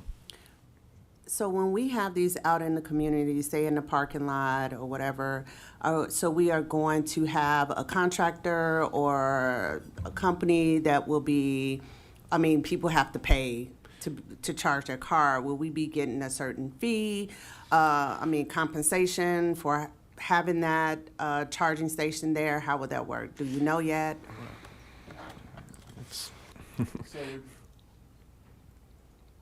So we've been primarily focused on looking at internal charging stations. I think when we start talking about it, it wouldn't function any differently than the commercial chargers that you have right now. So if you go to certain commercial establishments, they have chargers, and you have apps and you would connect to it. I think the question would be is what's the cost of the charger, and if you want to have the capital cost recovered, you would look at that over 3 to 5 years in terms of potentially an additional charge. But that's where we're actually going to have to talk to council about. There will need to be some policy direction on that, and whether or not you want to recover that capital charge or you just want to charge for the cost of energy. But that's what Cash was indicating he needs to talk to us about before we bring that back to you all. Okay, I just wanted to make it clear so that the community would know that, about the chargers. I don't have an electric vehicle, so I don't know anything about the app. I just know, like, when I go to Boulder and I have to park, I gotta have an app, but I don't know the process of having a charger or an electric vehicle. But I do think it's important for people to understand how much these chargers are, and then also if we're gonna be compensated when we do have them out in the community and people have to pay, do we get a percentage? Because I think that's important for people to understand as well. So thank you for the information. Councillor Christ. So just to clarify, you said this is behind the fence, so it's primarily for our fleet. Correct. Okay. And what is the status of our fleet? I know we were having trouble getting electric vehicles. Yes, Mayor Peck, Council, I was having a little bit difficulty getting any kind of vehicles, really. And now that the economy's looking a little bit better, and because I do purchase off the state award type stuff, so a lot of people will see them out in the dealerships, available to them, but we don't pay window sticker either, so we get a pretty good discount. So they are becoming available. and you know, I can get like half-ton pickup trucks and vehicles as far as cars and stuff like that right now. What I'm really needing is like some heavier duty pickup trucks, and those are not available yet. So because those would be very helpful as far as being able to have those for like our parks department and being able to push snow with them and so on and so forth. But a half-ton truck will not be able to handle anything like that. So I can get pickup trucks, and what I do is I evaluate, I sit down with staff, I talk to them, and I say, okay, this is available, this is somewhere where we can fit this into your you know, process or your applications of what you're doing business with. And that's something that you know, I really do try to push on to them. You know, there's applications that, you know, make sense to me, but then when you talk to the city staff, you know, it may not. So that's why I do talk with them a lot. But I do get cars for people for like pool vehicles and stuff. I'll get a lot of those. So are we at about 50% if we? Right now, yeah. Kind of more in the general area, not so much in the commercial. Is that what you're saying? Yeah. Currently, right now, we're looking at about 30, 35 electric vehicles currently. And I know that I've got a large list of vehicles to replace, and you know, so we should be able to almost double that. Oh, in 25? In 2025? In 20 starting in now in 24 and into 25, yes. Okay, great. And a large number of those are the, you know, the public safety vehicles that they're purchasing. And those are the ones we talked to you about having challenges getting, but those are plug-in hybrids, correct? Just hybrid. Just hybrid? Yeah. So it's not, but we got them. And so while it's not an electric vehicle, for them, we needed the hybrids. So I have two questions. First of all, do you have good warranties on these charging stations? Yes, Mayor. Okay, good. We ended up, when I purchased this with the state, they have a 5-year warranty for both the level 2 and the level 3. Oh, good. Yeah. And my next question is, I think it would be interesting to find out when you have enough vehicles that you're charging the nexus between your fuel charges and the electric bill for charging these. Okay. What would be the difference? Yeah. So at some point. Yeah. Okay. I can do that. Okay. Thank you, Mayor. Good. Well, you did do the work on that related to the take-home cars and the impact of the hybrid component and fuel cost. And so that was a piece that actually allowed us to do that, was Yes. factoring that in. Good. Okay. Thank you. Thank you. So I wanted to say, you know, why is this in all of these capital projects? A, because it's directly connected to council's direction in terms of electrification of our fleet. I wanted you all to see that these two projects go hand in hand. Our largest capital expense is actually our equipment. And so I wanted you to see how we're having to manage both of these components related to the direction to get more electric vehicles fleet. Thank you for that. And I also want to remind people that part of our getting to 2030 or 2035, per our goal of, the 4 cities need to come up with 20% of that electrification. So Longmont's doing its job of moving, and then Platte River Power Authority will do 80%. So thank you very much for keeping us on track. Thank you.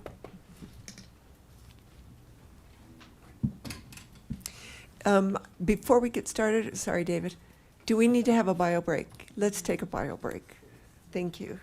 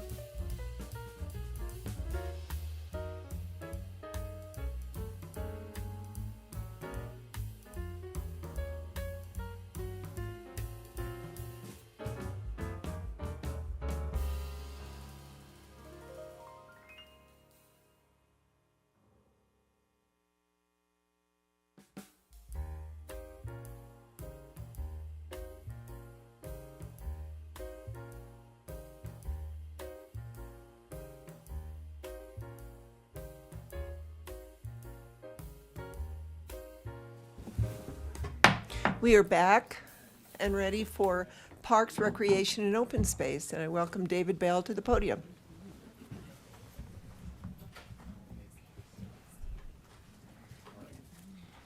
There we go. Making people run. You can take your I time. Good evening, and I was told I have 2 minutes to keep this thing moving along. 2 minutes. So David Bell, Director of Parks and Natural Resources, Mayor and Council. I'm going to give you a quick overview of our CIP projects. And as I've been up here in the past, we've talked a lot about the 8 and 5 projects and those big projects that we're putting new stuff out in the community. But I think Harold and others have kind of hit on the topic tonight, and that really is, we're looking at 2025 as the year that we do completion of things that we started and taking care of those things that have been out there for a while and need to be maintained. And that was a big commitment, I think, when we started the 8 and 5 project, that we don't let those things fall through the cracks and we take care of what we have out there. So I'm going to drop down to that. Well, you see the spike, we've all talked about those dollars rolling into those big projects. But if you down to the bottom and look at that graph down there, you can see that things have really shifted over into the asset management piece. And I just want to give some real credit to Tim Bertosti, my park superintendent, and Stephanie Cooper, the Parks and Trail Development Manager, who've done a really good job working myself and Harold to try to figure out how we strike that balance in our budget of taking care of what we have and making that shift. And again, even with the new parks coming along, making sure that we have staff coming on to help take care of those as well. As we look at this, then we're really looking at park infrastructure rehabilitation and replacement. We'll talk about one of those in a minute here. Kensington Park is one of those parks that's been out there for a while that's going to be updated. Primary and secondary greenways are those areas that on our maps you can kind of look at and see where a trail goes and the sidewalk kind of ends. And it's like, where do we fill those in and how do we find time to do those? So we'll be looking at that this year. Sandstone Ranch, we have not, and Jeff Friesen reminds me all the time, it's been 23 years since we've had new ball fields built. So something that we started back with Sandstone in the first phases back in, I think it was 2001 when it started, and we'll be adding some new ball fields at that park. And then our St. Vrain Greenway that we're still continuing the completion out to St. Vrain State Park.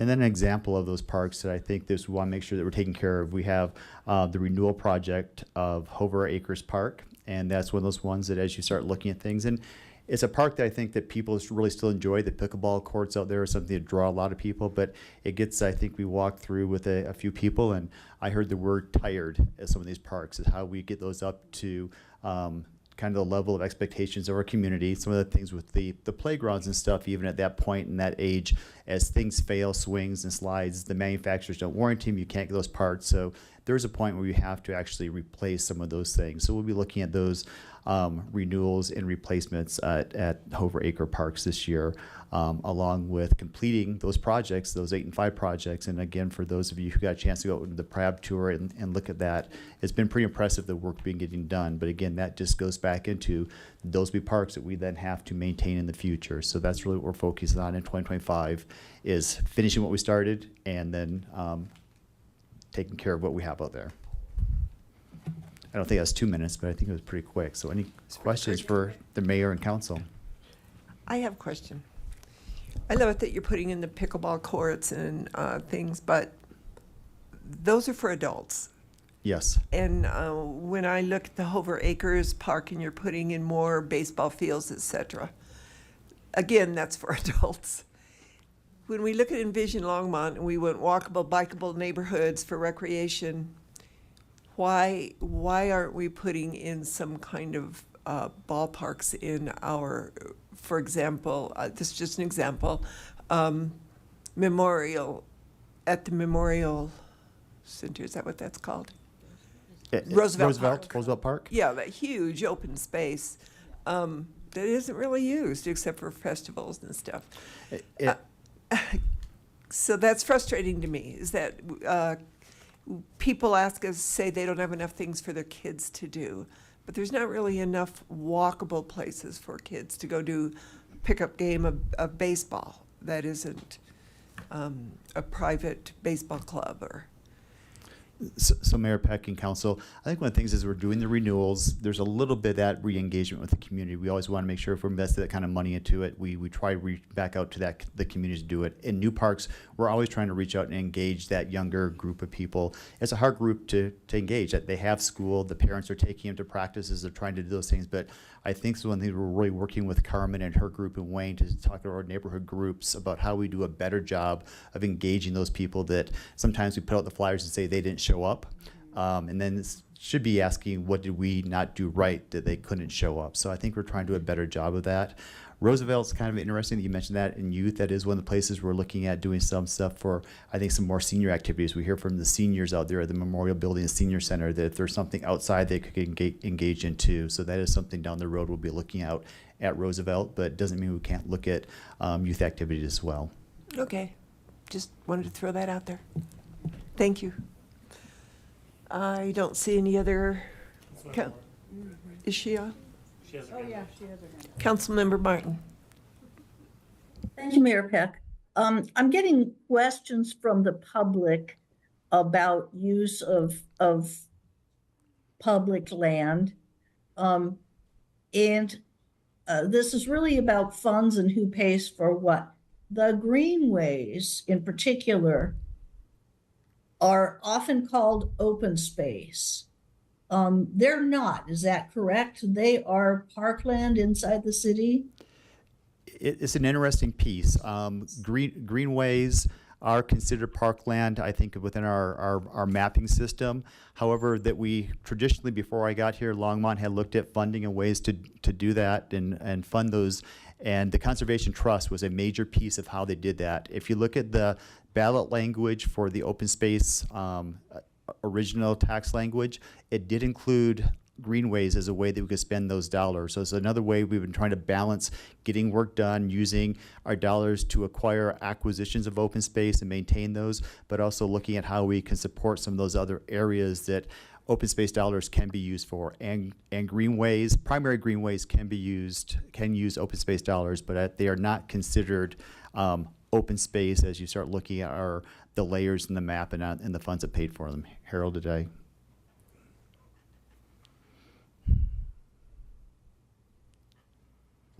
I see no one else in the queue. Thank you very much. I have a clarification on that. Okay, go ahead. Or was Harold going to weigh in on that, or? No, I think he felt like I got it. We've been using Conservation Trust, but we're looking at how we balance that with some of those funds that can be used from the open space tax dollars as well. Okay, so Conservation Trust is the same as the Open Space Fund or different than the No, Open those are Space? two separate funds. Conservation Trust is really the lottery dollars that come in that the city has a wide range of things we could spend Conservation Trust dollars on. It basically has to be public areas open to public and for public use. However, again, prior to me being in this position, the city and council made a decision that if we had that large that large amount of money coming in, instead of dispersing across all these areas, let's focus on using it to get the greenways done. And that's where it's been primarily used in the past, is to do the completion of the greenways. And then once that is done, then the city said, then we can start looking at it, using it in places like libraries and rec centers and museums that it is actually very much able to be used for according to the state laws. Okay, well, that's quite different than what I heard the first time, so thank you. In terms of the maintenance and staffing of the greenways, is that park rangers and is that are those general fund jobs, or how does that work? Councilmember Martin and council, we really tried to do a good job of trying to figure out where those rangers are at. Rangers are funded through water funds. If you think about Button Rock and Union, where the primary resource we're protecting is water resources, we use water funds. If you're out in a general fund park, we use general fund dollars to fund some of those. If we're out patrolling greenways and open spaces to make sure that we're watching our wildlife and those hunting violations and fishing, then we use open space. So it's a very we try to keep a track. Every ranger doesn't have the same division, but overall, we try to make sure that our funds are lining up with where we think the ranges are at, and that we have the ability to tell the public that we are using their dollars appropriately. So we're not using open space dollars in a general fund park, but we're also not using those general funds to help maintain or patrol the open space properties. Okay, thanks. I'll have a follow-up question, but I don't think we need to take it down in the weeds tonight. Okay. Thank you.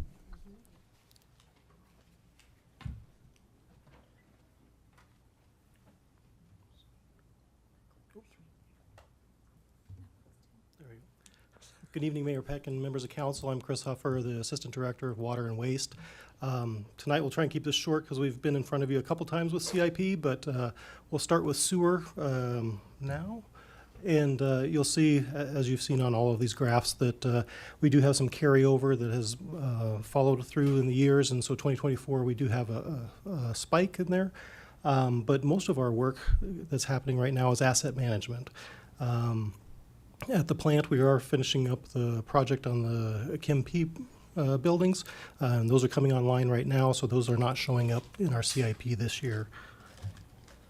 But really what we have is collection system rehabilitation, and we have been working over the last 20 years utilizing different technologies, trenchless technologies, where we don't have to dig up the street in order to rehabilitate our pipes. And so that has helped us save a lot, not having to replace asphalt and concrete. This next year we have approximately 3 miles of rehabilitation that we'll be doing. And this is all to increase the system reliability and to maintain our services to our businesses and residents. And I'll move on to water if there's no questions on sewer at this point. Seeing none. Okay. So moving on to our water, which you have seen a couple of different times now. Our notable projects obviously are water distribution rehabilitation, which we talked about last time. We have water meter AMR replacements that are coming up.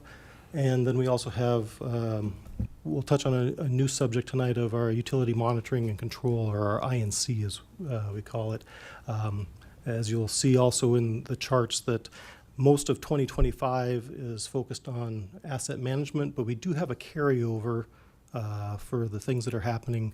And we've talked about restructuring our bond funds, that we're not doing the major project at Nelson Flanders right now, but instead moving those bond funds to Montgomery Tank, which we'll flip to the next one there. Montgomery Tank is a rehabilitation of our steel tank into a concrete tank. And we are using about $43 million of that bond in order to replace that tank at this point in time. Let's see. Oh, we are still having a couple of ongoing projects at Nelson Flanders, which are the resiliency and redundancy projects. We did complete several of those this year. We have more planned for next year. And then we do have on-site resiliency and redundancy projects that we'll be doing, which include second forebay and some other site work out there. The big one that we talked about when we came before you in July was distribution rehabilitation. We talked about cast iron pipes, and that we've got about 65 miles of cast iron in the system that we're trying to rehabilitate over the next 20 years. The other piece of what's being shown in the 2025 projects is cathodic protection. So any steel or metal pipes that we have in the ground, they are susceptible to degradation by electrolysis or electric current in the ground. So we install what they call cathodic protection, which is an anode buried in the ground, which allows to protect that pipe and keep it from that degradation. The other thing that I want to bring forward to you tonight is our monitoring and control, or our INC. We only have $100,000 in our 2025 budget, but we do have substantial increases in the out years. Our INC, or our SCADA technology allows us to control our system and to monitor our system.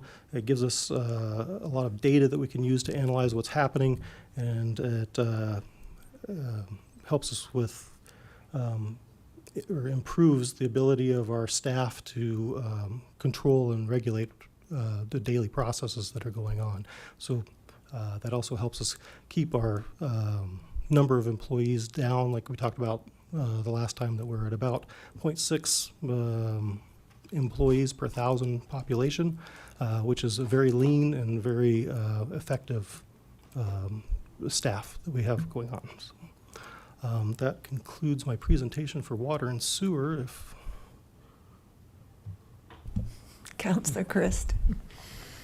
I'm taking the pin out of the conversation that we left earlier. So this 43 million of bond money for the Montgomery tank, that's already been issued. Yes, that's correct. But the other carryover bonds, you're just going to keep in your back pocket, or are you planning on issuing them? Councilmember Christ and Mayor Peck, members of council, there is 43 million that's taken from that initial 50 million that we sold that's going to the tank. There are other projects, Price Park Tank, which we're just now finishing this year and will be online before the end of the year.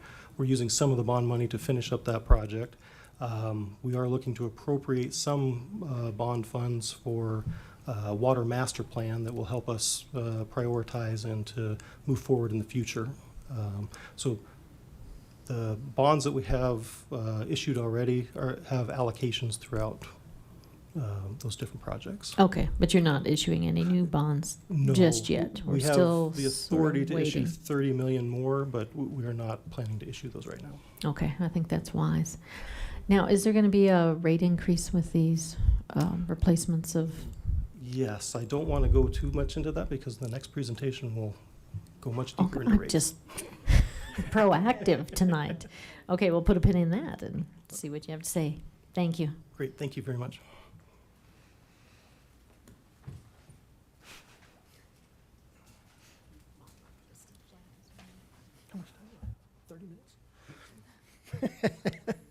Good evening, Mayor Peck, City Council members. I am Jim Angstadt, Director of Engineering Services. Harold just said I can't take 30 minutes to cover some of these, so I'll go quickly. We're going to start out with storm drainage this evening. In the 2025 CIP, we have two notable projects, and because you see them up there, we'll provide a little further information on some slides coming up. In 2024, we have a bit of an uptick for Spring Gulch number 2 in the CIP trend. Our future projects in 2025 will be asset management and improving existing infrastructure. And then you can see the breakout in that wonderful pie chart. The major project, or one of our notable projects, will be DRN 21, which is our storm drainage rehabilitation. This is the city's basically asset management program for storm drainage. The scope is for replacing aging and deteriorating drainage infrastructure. It reduces flooding to protect people and property, and also there's some water quality components. We've also, on our slides that we're presenting tonight, wanted to also emphasize some of the external revenue sources other than our kind of storm fund. Unfortunately, with the DRN 21, there are no external revenue sources. Current projects and status of the overall program, we are currently working on 3rd Avenue from Sherman Street to Francis. That construction is currently underway. We are working on a design for left-hand drive. There's been some localized flooding out there, so we're working on a plan for that. Have that under construction later this year or early next year. We are planning on working on 9th Avenue from Bowen Street to Bross Street in 2025, as well as we're going to be working on the Longmont Supply ditch where it crosses 17th Avenue in 2025, working on design and construction. The other notable project is DRN 39, our Resilient St. Vrain project. Provided an update a few weeks ago for this, but we're going to cover it real quick again. The scope is to fully restore the St. Vrain Greenway Trail, to improve channel, to protect people, property, and infrastructure from future flood risks. And we're completing that work in an environmentally sensitive way. External revenue sources, currently we have about $1 million in federal and state dollars for working on for the design for the next section, Hover Reach. That design is, we're working through getting approval for our selected consultant, which is the process because of the grant, so the feds have to sign off on that. Once that is completed, we will begin design this year. We are also working on the Boston Avenue Bridge, which is under construction. And then Isaac Walton Phase 2, which is the Army Corps project that is going to bid in hopefully this month. So we're going to switch over, unless there's questions, or I can take them at the end. I don't see any questions yet. Okay, let's talk street fund, transportation. We are anticipating expenses of upwards of $23.5 million in the 2025 CIP. We're seeing a spike this year. A lot of projects going on. Boston Avenue Bridge we spoke about, Kaufman Street. We have some of those notable projects. We still have some of those ongoing, which is our TSM, Transportation System Management, and our asphalt paving. The notable projects in 2025 include our railroad quiet zones, Transportation System Management, asphalt paving, our Kaufman Street busway, another component of that, and the Main Street Corridor Plan. Most of those projects are either asset management or improving existing infrastructure. Shifting over real quick to our asphalt pavement management program, the first notable project on that list. This is our citywide asset management. The location is citywide. It is asphalt rehab as well as nearby concrete repairs. Asphalt rehab can include chip seal, mill and resurface, a complete rebuild as well. We take, as part of that program, we take opportunities to look for other wins. So as part of that project, we look to improve bike and ped facilities as well. The example being, we recently, a few years ago, did 3rd Avenue on the east side of town, where we improved the shoulders and with chip seal and then added bike lanes. We are working on Pace Street for next year to finish that widening project. It will be widened mostly for bike facilities to add buffered bike lanes on that section between 9th Avenue and 17th. And then one of the other components that falls under our asphalt pavement is bridge expansion joints. 40-some bridges in City of Longmont.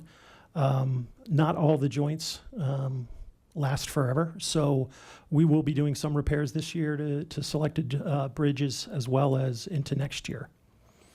Part of our citywide assessment, every 3 to 4 years, we hire a consultant to create what's called a pavement condition index for us, so that we can have that data to provide data-driven decisions on how or what roads necessitate what type of pavement management.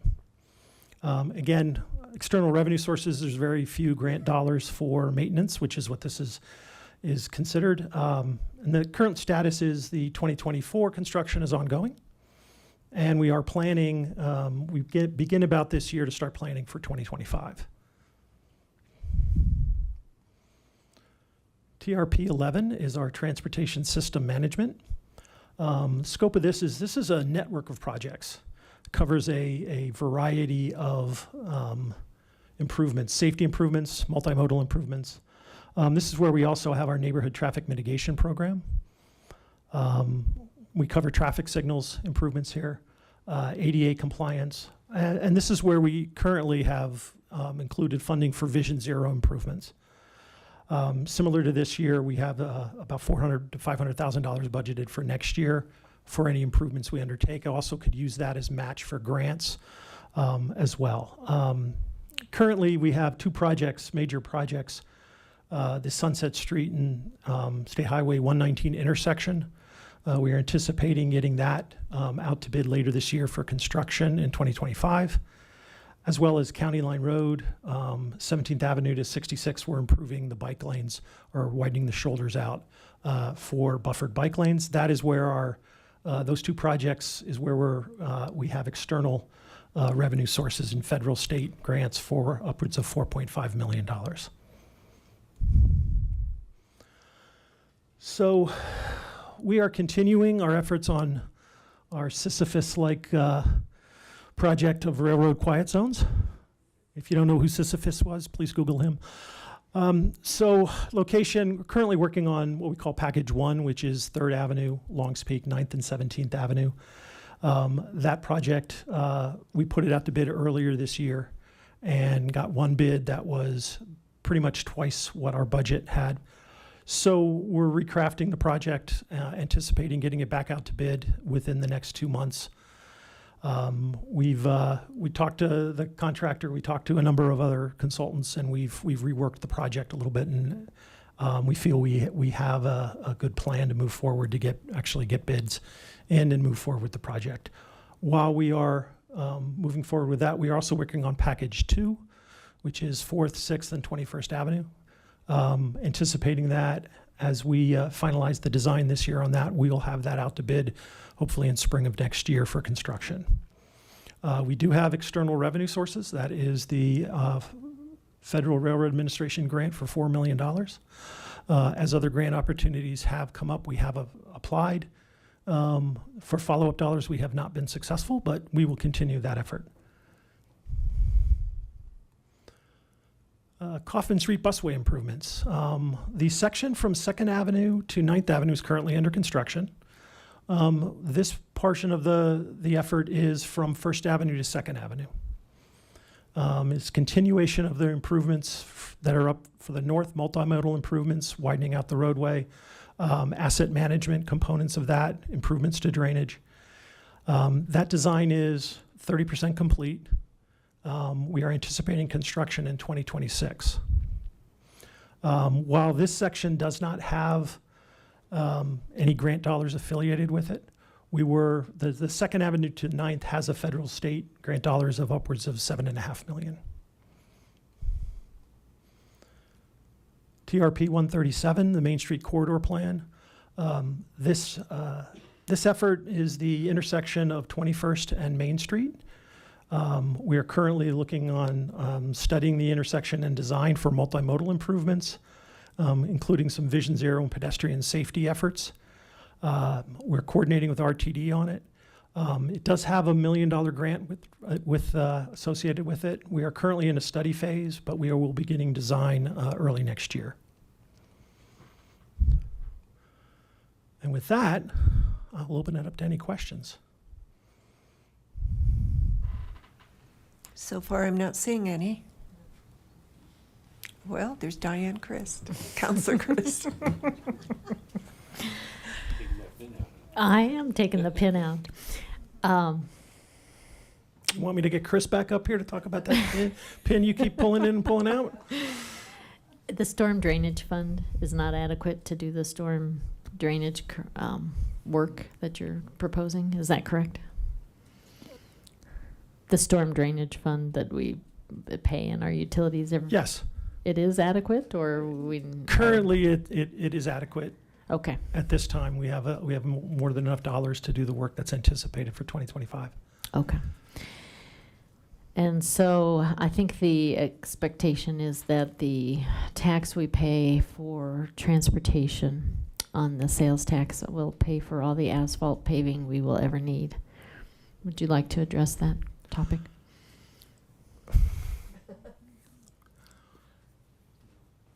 So we have more streets. We have 357 miles of streets, center lane miles in the city of Longmont.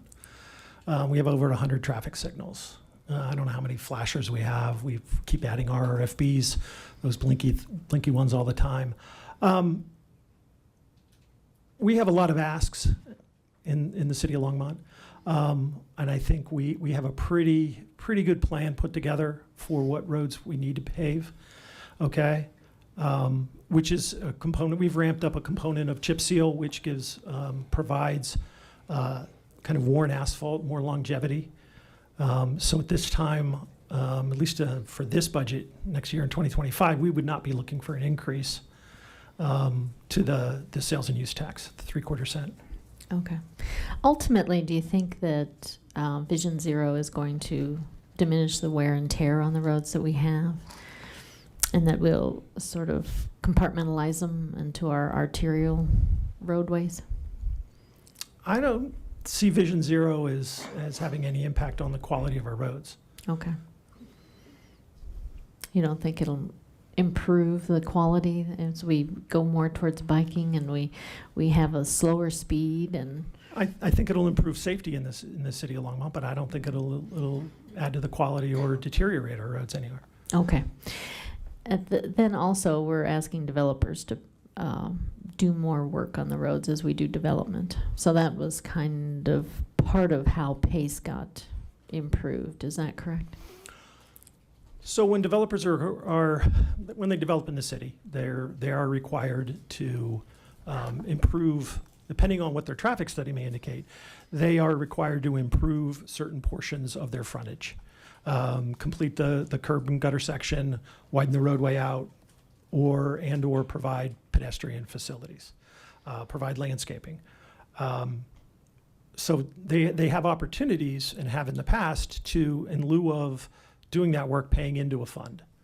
So part of the Pace Street widening next year, some of those developers along Pace Street did not finish that section. They paid into that fund, which we still have in escrow, and we'll be utilizing a portion of that to help fund the project. Developers also pay into the TCIF, the Transportation Community Investment Fund. Okay, and that is a fund that is primarily only allows us to do off-site improvements on arterial roads. So we use some of those dollars. We've talking about Nelson Road and intersection at Hover. We've talked about other traffic signals on arterial roads and using that as a funding source. Okay. So we've used that TCIF to fund a portion of Kaufman Street where it intersects with Third, where we're doing capacity improvements. Well, I think that's clever. I just wanted to highlight that. Thank you. So, thank you, Mr. Angstead. Thank you. Thank you. That is clever.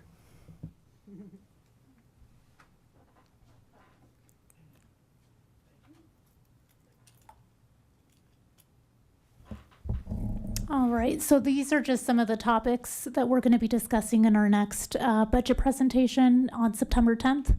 We're going to be reviewing the employee compensation and benefits, give you a general fund budget summary and a public safety fund budget summary. And then we also wanted to let you know that we will be getting you the budget document on the 17th of September at the latest. So you should have that by then. Okay, thank you. Mayor, Council, as usual, if you have any questions, please feel free to reach out to us and send those questions our way so we can dig into information with you. We'll obviously provide that then at the next session. Or if you have anything in particular you want to discuss, let us know. And we'll make sure that we put that as part of the budget presentation. Okay, thank you.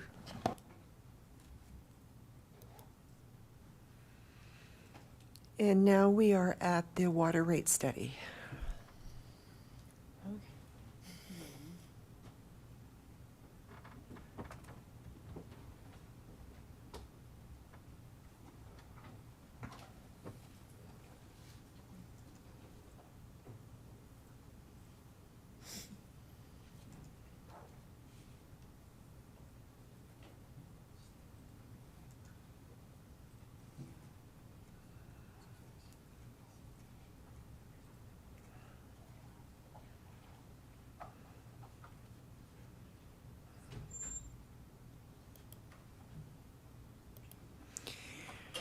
So this is a study. You do not need direction from us tonight.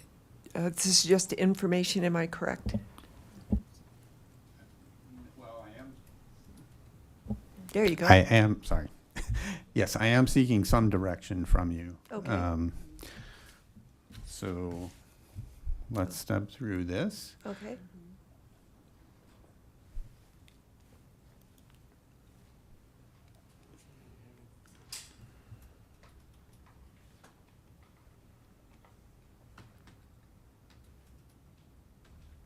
nothing's working.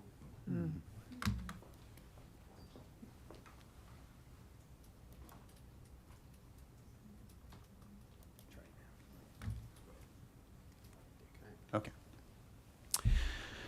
Okay. Good evening, Mayor and City Council. I am Lance Smith, the Director of Business Enablement, and I'm going to talk to you about the water rate study. I am seeking some direction from you tonight. In particular, I'm asking, should staff prepare a rate ordinance for further consideration? And I have two options that I'm going to talk about tonight. I'll come back to this slide at the end. So to begin with, let me kind of ground us where we're at in the rate study process. So I came here in May and we talked about how operating expenses and capital expenses are putting some pressure on operating revenues, and that's driving the need for a rate increase or a rate study at least. In July, we had Chris Huffer and John Gage and Joe Mikulski come and talk about the capital improvement plan. And now we're at the third leg of this where we're talking about the cost of service findings itself.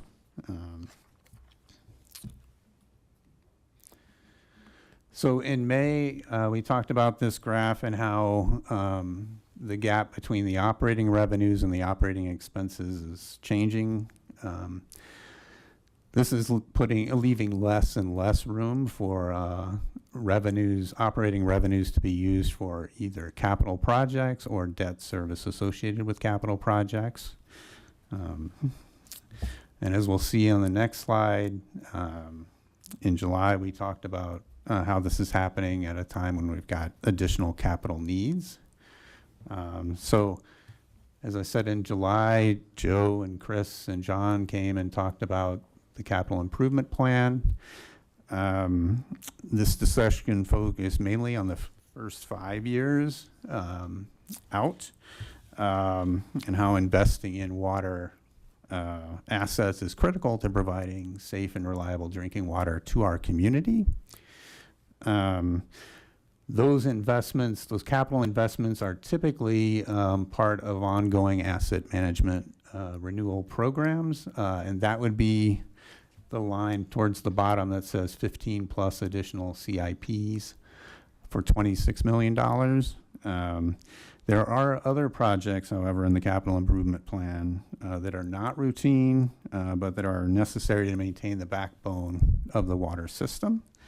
These generational assets like the raw water infrastructure, water treatment plant trains, transmission lines, treated water storage, those types of things require large but very infrequent investments. And the current CIP includes a number of those, which you see at the top here.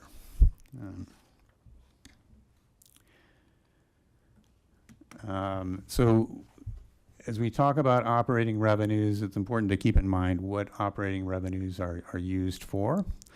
The rates we're discussing here will determine the amount of operating revenues that we're going to have available for these major categories. So operating expenses, debt service, and capital outlays all should be covered through ongoing operating revenues.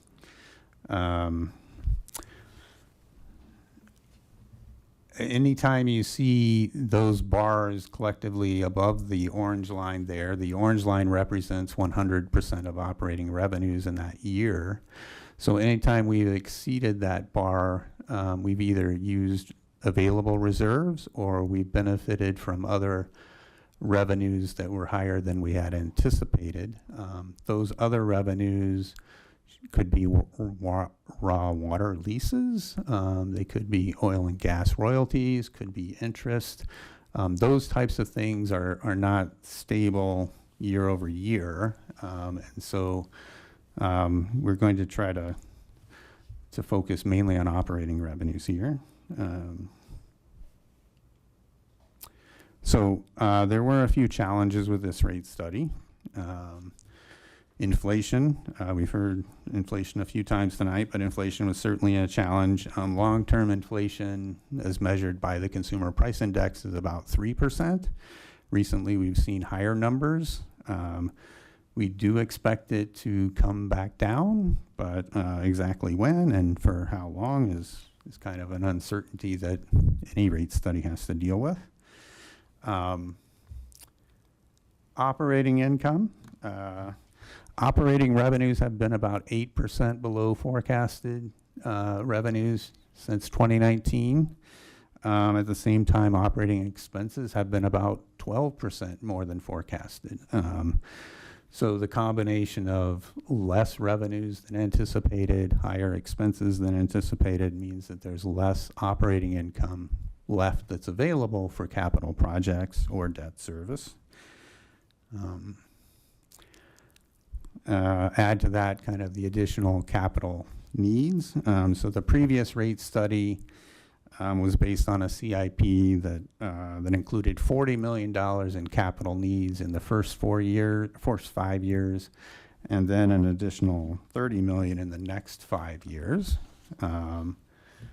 This rate study is based on a CIP that is looking at $173 million in the first 5-year period, and then an additional $88 million in the next 5-year period. And so for some context there, for 2025, we estimate operating revenues to be $26 to $28 million. So the capital investment needs in the previous rate study of $40 million over 5 years, or about $8 million per year, represented a little less than 1/3 of operating revenues. This current CIP here, at $173 million, or about $34 million per year, represents about 1.3 times operating revenues. So definitely a challenge there. And then we've also gotten the timing a little out of sync in this rate study. In the 2019 rate study, the master plan had been updated in 2019. At the same time as the rate study. The next water master plan is budgeted to be updated in 2025.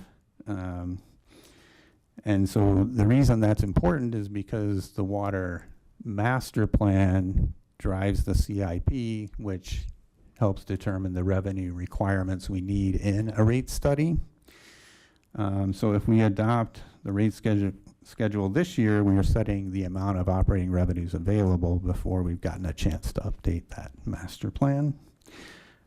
It's not impossible to work through that, but it is a little bit out of sync.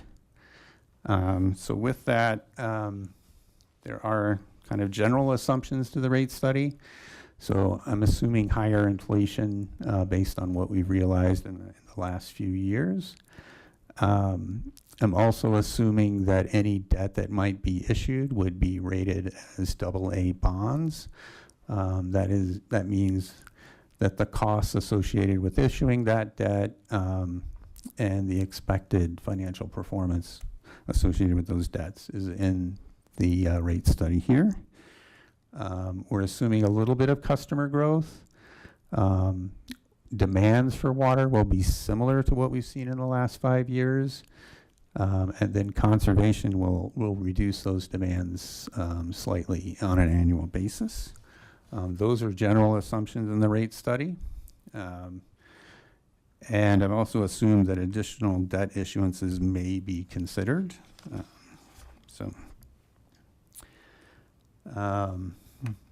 And assuming that additional debt issuances may be considered, it's appropriate to talk about debt capacity. At the top of this chart here, the debt coverage ratio. The debt coverage ratio kind of represents how easily it is for the debt service payments to be met. So the higher the number, the better, the more financially stable the utility. Bond covenants themselves require that debt coverage ratio typically be at least 1.1, if not 1.2. And AA rated bonds would be at least 1.5 to 2. So I'm assuming a 1.5 debt coverage ratio. The next part of this table talks about the amounts of net pledged revenues we expect to have available in each of the years. It shows the amount that's already obligated to debt, and it shows the amount that would be available to any new debt. The next part then talks about available debt capacity, either 20-year debt or 30-year debt. And the thing to note here is that it's growing as we move from left to right, and that's because the net pledge revenues are growing as we move from left to right. And then the bottom here talks about proposed issuances. Council member Christ has asked about that already. So we do have 32 million of debt capacity that we've already, that was part of the 2020 authorization. We are not looking to issue that at this time, but we are looking at utilizing that debt capacity to do site work for Nelson Flanders expansion. Then there's the Nelson Flanders expansion itself, which I've got out there in 2029 at $80 million. I think the numbers we saw in July were 65 million. And so there is some inflation assumed between today and 2029. And then the third issuance, potential issuance there would be around that distribution main replacement that's specifically focused on the cast iron replacement program. So there is debt capacity, and I guess at the end of 2029, we would have potentially up to 236 million of debt capacity. What I'm proposing here is 147. So there would be debt capacity remaining, is the point. The rate study involves looking at what we call revenue requirements. Revenue requirements is kind of a little strange term, so I'm going to talk about that a little bit. We know we're going to have ongoing operating expenses. We also know that we're going to have equipment that fails that we're going to need to replace on an emergency basis. We're also going to have planned replacements, proactive replacements. We're also going to have some debt issuances and debt service costs. And so we need steady revenues to be able to meet these ongoing expenses. Those steady revenues are what will arrive from monthly water service charges. So the graph here has the dark blue bar that represents the O&M expenses that we anticipate over the next 5 years. On top of that, we have an orange bar that shows capital. That represents capital that we would be paying from operating reserves or operating revenues and reserves, not financing through debt. On top of that, we have the lighter blue bar, which represents debt service costs. So that would be annual debt service payments to meet the bond requirements for those large projects we talked about. Then down at the bottom, there is a little bit of relief in green that refers to those other revenues, those raw water leases, interest revenue, any oil and gas royalties, those types of things. And then the dark line across the middle, that represents what we anticipate operating revenues will be with the current rates. So if no rate adjustment was made, this is what we would look at. And you can see there's a fairly significant gap between that and the top of the blue bars where we need to be. The stacked bars there represent the revenue requirements, or more properly, I would say the required revenue from monthly services. And as I said, there is a gap between where our current rates are going to get and what we need to be. So how can we close that gap? So there are a couple of tools we've got available to us. We can issue revenue bonds.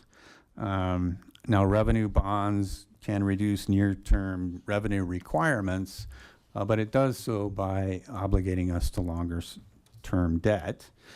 So we should really only use that for those generational capital projects I was talking about. Nelson Flanders, the tank replacements, the long-term cast iron replacement program.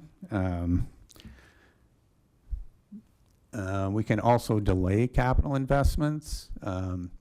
Now, capital investments are already kind of a balancing act between competing needs. So it's important to understand that delaying capital investments probably comes at the risk of reduced reliability. We can also look at using existing available reserves. And that's a good way of reducing near-term revenue requirements. It's not a long-term solution, though. And then lastly, if those things are not adequate, then we can look at increasing rates. So how are we utilizing these tools here? Well, the revenue bonds, we're proposing about $147 million of new bonds be issued for that Nelson Flanders expansion, as well as the cast iron main replacement. Delaying capital investments, we are proposing that we push out the Nelson Flanders expansion to 2029. That was the furthest we could push that out based on projected demands. So we are looking to do that. Using available reserves, we do anticipate over this 5-year period of using $15 to $20 million of reserves. We ended last year with about $45 million in reserves in the water operating fund. We anticipate ending this year with about $30 million available reserves in that fund.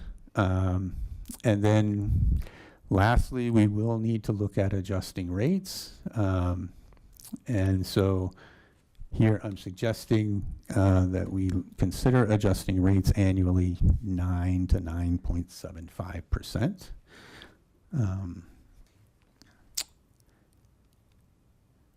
Now, so I've talked about that large increase. I've talked about what we've tried to do to reduce that. So I do have two options here for further discussion. The first being a 5-year rate schedule, and it takes into account all of those levers we just talked about. So issuing the debt, delaying the Nelson Flanders expansion a year, using available reserves. And so you can see in this chart, we've got the same stacked chart, but we've now got reserves down on the bottom that I'll call it orange, but the bottom bar is also being reflected there. And then you can see that the solid line is now inclining, and that's due to those proposed rate increases. Now, I guess the pros of this 5-year schedule is that it does provide some certainty for the next 5 years on rates. It does attempt to smooth rates over that 5-year period. It is leveraging the debt capacity that we have, and it's using available reserves to reduce the necessary rate increases. Challenges there, it is significant rate increases for all customer classes beginning in 2025. It uses much of the available reserves, and there is some uncertainty over a 5-year period. So a second option is option B, which is really a 3-year rate schedule. And so this assumes that, again, we would look at doing the debt issuances. We would look at using reserves, delaying Nelson Flanders. Really, the difference between option A and option B is only looking out the next 3 years. And over the next 3 years, we will be updating that master plan. So this does allow us to kind of align the rate study with longer term strategic planning and developing a longer term strategic financial plan as part of that. So that's the difference between option A and option B. Now, if we talk about what the impacts are to our customers, so residential water service charges here, this is for single family residential. The Yellow bars represent the annual increase over the previous year. So 2025, there would be a $4.46 increase to the average single-family residential monthly water bill. In 26, that would be $4.82, et cetera. Similar impacts will be necessary in all rate classes. I'm just showing the single-family residential. If we look at how our rates do and would compare to neighboring communities, you can see in the dark brown here that the average residential bill would increase $4.46. That really isn't going to move where Longmont is on that chart. I should say that all the blue bars represent other communities' current water rates. We do know they're going to change. Some will be asking for more than we're asking for. Some will be adjusting them less. But I don't anticipate Longmont moving significantly in this chart. Now, I do want to also point out that for those customers who are receiving the CARES rebates, they will not see the $4.46 increase per month, but they would see a $2.77 increase per month. Then looking at the total utility bill, this is the total utility bill in 2025 reflecting the increases in the electric and the sewer rates, along with the proposed increase here for water. And in total, this would see the average residential bill go up about $13. And then looking at that same situation for customers with CARES rebates, those customers would be looking at more of a $5.34 annual or monthly increase.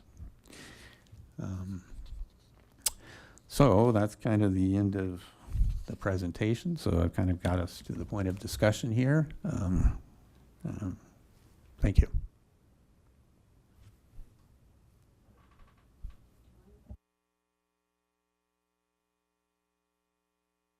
Councilor Hidalgo Ferry. Thank you, Mayor. So looking at option B, the 3-year rate schedule. So, you know, you addressed some drawbacks of going that 5-year. What are some of the drawbacks of going with the 3-year?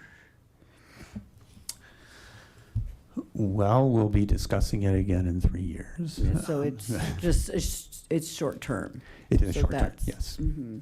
But I think, you know, in looking at after November, you know, changes to property tax, it almost feels like that would be a good time then in about 3 years, hopefully inflation and things would somewhat mellow out, that we can have a more positive discussion of what we want to do further out.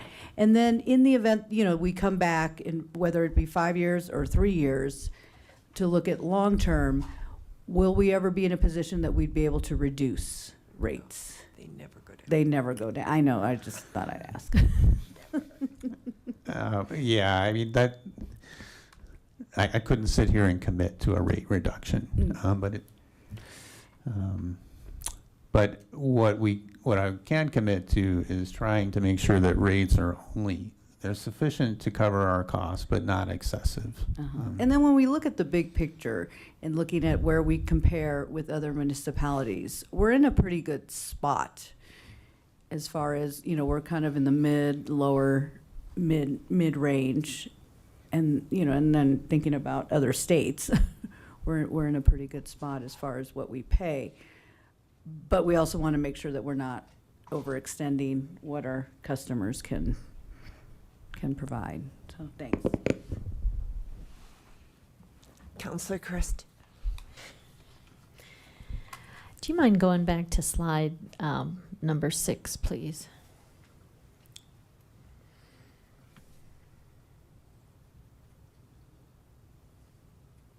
Yeah.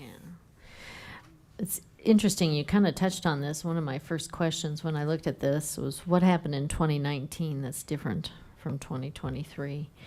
And you answered it in that you said there was a master plan. do we have to wait to have a master plan, or can we push that earlier? So the master planning is a long-term planning effort. So it will take probably 12 to 18 months to actually do the master plan. So we're looking to start that in 2025. When you look at the operating expenses in 2019, they're actually higher than they are in 2023. But you look at the, the debt service and the capital outlay. Capital outlay looks like it's maybe just a little bit more. I'm just measuring with my very, exacting piece of paper here. So the problem actually is the debt service, and to some degree the capital outlay is slightly higher because of inflationary issues. Would we agree on those? Yes. Items? Okay. So here's my problem is we already feel that we have a high cost of living. We think our utilities are fabulous in Longmont. And let me just say that when I asked the water department to come back with some ideas of how much and when, they came back with exactly that information. So kudos on your analysis and ability to analyze facts. But when I look at your rate plan, you say it's out of sync with your master plan, and I think a lot of your assumptions here might be faulty. You're assuming 5% inflation, and we're going to have to tamp down inflation in some way. I agree the AA bonds, but they could be better if the bond market were to, recover. It's been flat for quite a long time. 1% customer growth, but then conservation is going to bring it down by 0.5%. I think when rates go up, conservation gets even more aggressive. So, and then the demand is based on a 5-year average. And we had prior presentations that it was actually several wet years. So is that trend likely to continue? And I guess I'm wondering historically if that's true. I think at that time we talked about historically, you have wet years, you have dry years, but do they last 5 years? Wet years? I think they usually maybe 2-3 years in a cycle. I'm wondering historically, you would know better. So it's a question. Yes. It's hard to predict the weather. Certainly last year was very wet. Previous years were not as wet. What I'm using there is the 5-year average demand, not the 5-year trend. But I think your point that, I could be wrong. I'm sure my assumptions are wrong, but they're reasonable assumptions, and that's what I'm trying to make. Mm-hmm. And that can sometimes be the pitfall of analysis. And I'm in an analysis type business too, so I'm not faulting you for using it. I appreciate analysis. But here's what I'm thinking is, what happens if we go forward with these presumptions and you raise the rates and it's still not enough? Because all of these are external factors that in some ways we don't have a lot of control over, but one thing that we know we need to work on is inflation. And if you are taking more money for water, what happens is that people spend less money on, say, things that produce sales tax. Or they are aggressive about their conservation. And this is, as we were saying, kind of a permanent decision. In other words, we would be raising rates permanently for factors that might change. Do you have any insights? Certainly if expenses came in well below budget, I would be open to lowering rates. I'm not suggesting that rates are going to be permanently raised. But it is a function of what our costs are. And so we are I understand that you're saying that, we're driving some inflation, but we're also a business that is subject to that inflation. No, I'm not saying that you're driving, and I think raising rates might exacerbate it. But what I'm saying is that on this chart on page 6, your operating expenses are lower than they were in 2019.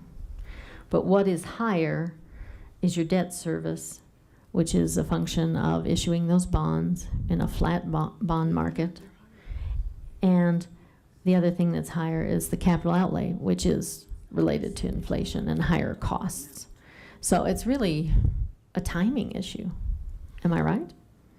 Well, it's a timing issue that can work both ways. And so Correct. what you also have to look at when you enter into this is, and Bob and I were just talking about this, I think in some respects when we look at the water master plan, it pretty much set the course. I mean, we're looking to reaffirm what we're thinking, but when you look at what's in here, there's really two things. It's Nelson Flanders, and it's the cast iron line replacement that's driving the capital outlay. So for us, I think we don't think that's going to drastically change with the new water master plan. So that's one piece. When you get into this, the other thing that you're looking at is when you set the timing on these projects is, I've never seen pipe go down in cost. I mean, there's one time where I've seen it. There's been only one time in my career where I've seen the construction aspect of it change, and that actually was after '08. And '08 was a really different time in terms of, because there was so much private construction work that got shuttered, that you had a lot of construction companies that were really hungry for work. But in most cases, I really haven't seen a market where the cost of pipe, the cost of concrete, the cost, plastic pipe, steel pipe, those things tend to have historically moved with some inflation. So the other thing you want to watch is delaying it too long, because then the cost actually can shift on you the other direction. And so I think, some of the cities that we're referring to where they're looking at rate increases, if you read in some of the news articles, their rate increases are much larger than what we're looking at, and it's because they haven't made that incremental investment into their infrastructure. So that's the other piece that we're trying to balance, is not letting it go too long to where we're actually making it more costly over time. And that's all in this analysis. Well, I think I still don't have an answer of what's the difference between 2019 and 2023, except to say that you had done a master plan, and when you look at it, the debt service is quite a bit higher. That's bond issue, and then the capital outlay is a bit higher. I mean, it's really not as much higher as, say, the debt service is. So on that one, I think that's this is a percentage of the total fund. So it's a percentage of the total fund. In that time period, you have Price Park, where the capital and the debt service was utilized. Is that correct, Becky? I think, what are the other components on this that we're seeing in terms of shifting the percentages? When you got debt service coming in there. Yeah, and Microphone. But I think one of the mayor, council, Becky Doyle.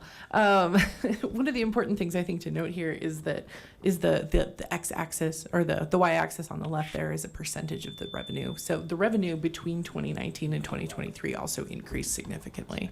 So it's not, while the percentage of revenue that was going toward the operating expenses looks really similar in those years, it's actually a much higher dollar amount. And I don't know if that helps or doesn't help when you're looking at that. Yeah, it seems like there's missing data in here, and it has to be. There's not a lot of finer points, but still, it highlights the issue in that the two issues are the debt service, which is high, and that the capital outlay is a little bit higher. Now we have to do the work. So how do we go about that? And I think we focus on how do we control one of these two or both of these two boxes, the dark blue and the gold. Because actually, your operating expenses are very reasonable still. So that tells me that we're looking for a temporary solution, not a permanent one. What I would say about that, we're looking at generational assets that are going to require investment once every 30, 50 years. The debt that we issue will be paid off over the next 30 years. So the alternative would be to pay cash for those, investments today. We don't have enough cash to do that. So you're suggesting a telethon or something? I'm just throwing No. that out. No, I am suggesting long-term debt to pay for long-term assets. Yeah, which I agree is normally the best way to do this, and we're just caught in the crosshairs here where this is not working for us very well in terms of issuing bonds and being successful in the way that we would like to. Because we had planned the bond issue would cover this, and it isn't. So nothing to do with anything that we did wrong, just the market. Yep. Councillor McCoy. Thank you, Mayor Peck. Lance, great job on this. You're looking for direction tonight, and I know that in 3 years we can readdress this, but I'd like us to span it out to 5 years, and then if we have to readdress it, we can. We can address it in a year. We can address it in 2 years. It really does not matter because if circumstances change, we have a great recession like 2008, and we have to readdress it, we will. We're not going to just go, gee, I wonder what we should do for the next couple of years. So we know what we're going to do. So I think what we need to do is go for the longer term. It gives some stability to our community and our customer base that they can actually somewhat rely on. And then unfortunately, if circumstances deem necessary, we can go to that, readdress it in 3 years if there's an issue or something like that. So my recommendation that you're asking for is I think it's A. And I think that's probably there's multiple ways of trying to address this. We know that it's nothing you did, and it's just the market. And shy of having a telethon, I'm giving you a hard time.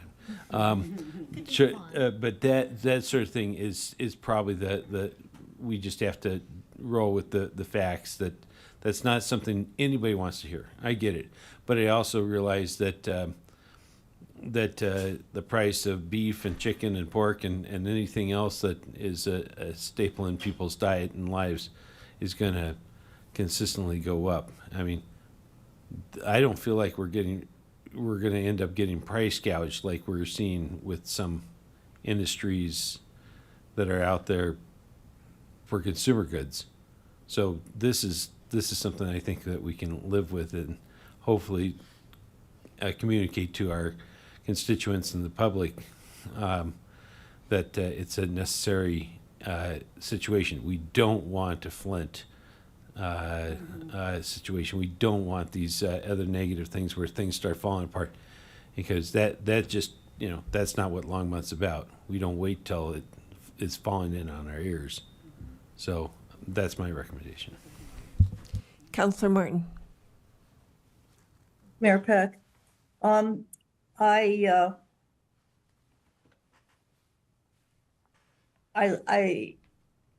not sure were you looking at this at the right slide, this where operating revenues are used, because it doesn't have projections into the future.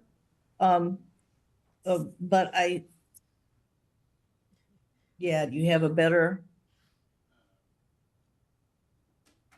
Sure. So this slide So- does show what's anticipated, the need going forward. Yeah, so, and since I've been staring at the other slide, and it's getting late, especially,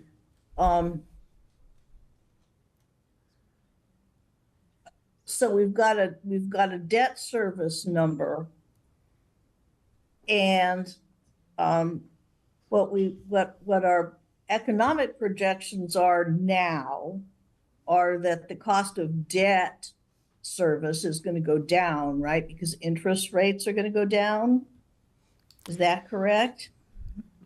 And no, the yield curve has been inverted for a couple of years now. Yeah, and that's market why is I asked, anticipating that. because it's not just plain interest rates like we're paying on our mortgages, but it's bond yield, and that confuses me because of the inverted yield curve. But nevertheless, the cost of capital appears to be projected to go down. So is our debt service projection correct?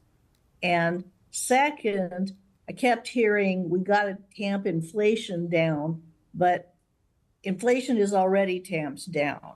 You know, we had a huge inflation spike in 2022, 2021, whatever the peak year was.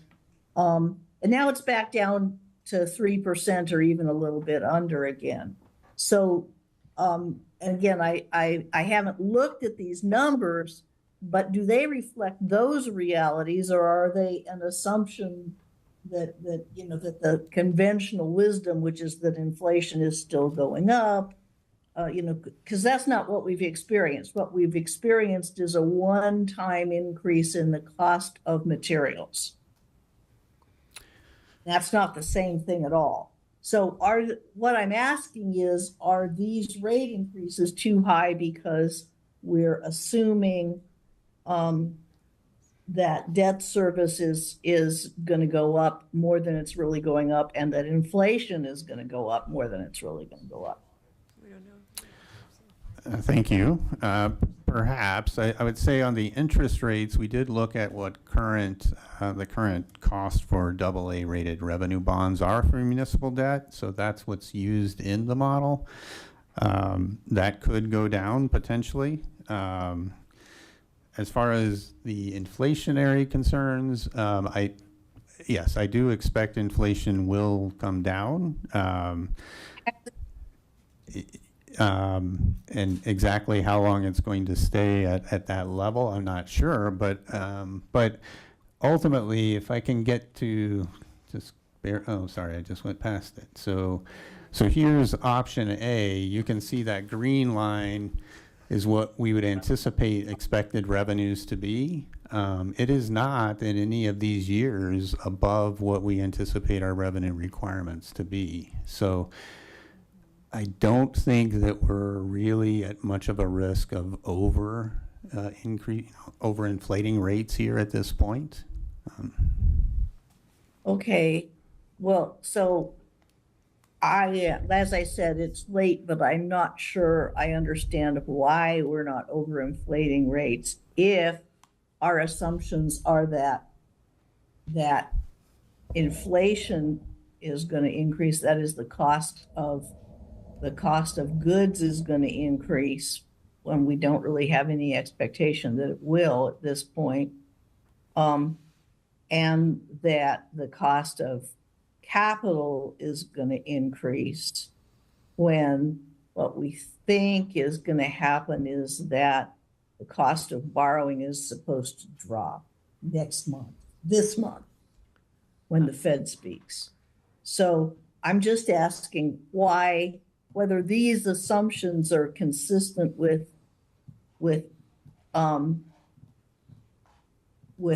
current economic projections, because if they're not, I don't feel comfortable checking, I don't feel comfortable picking A or B.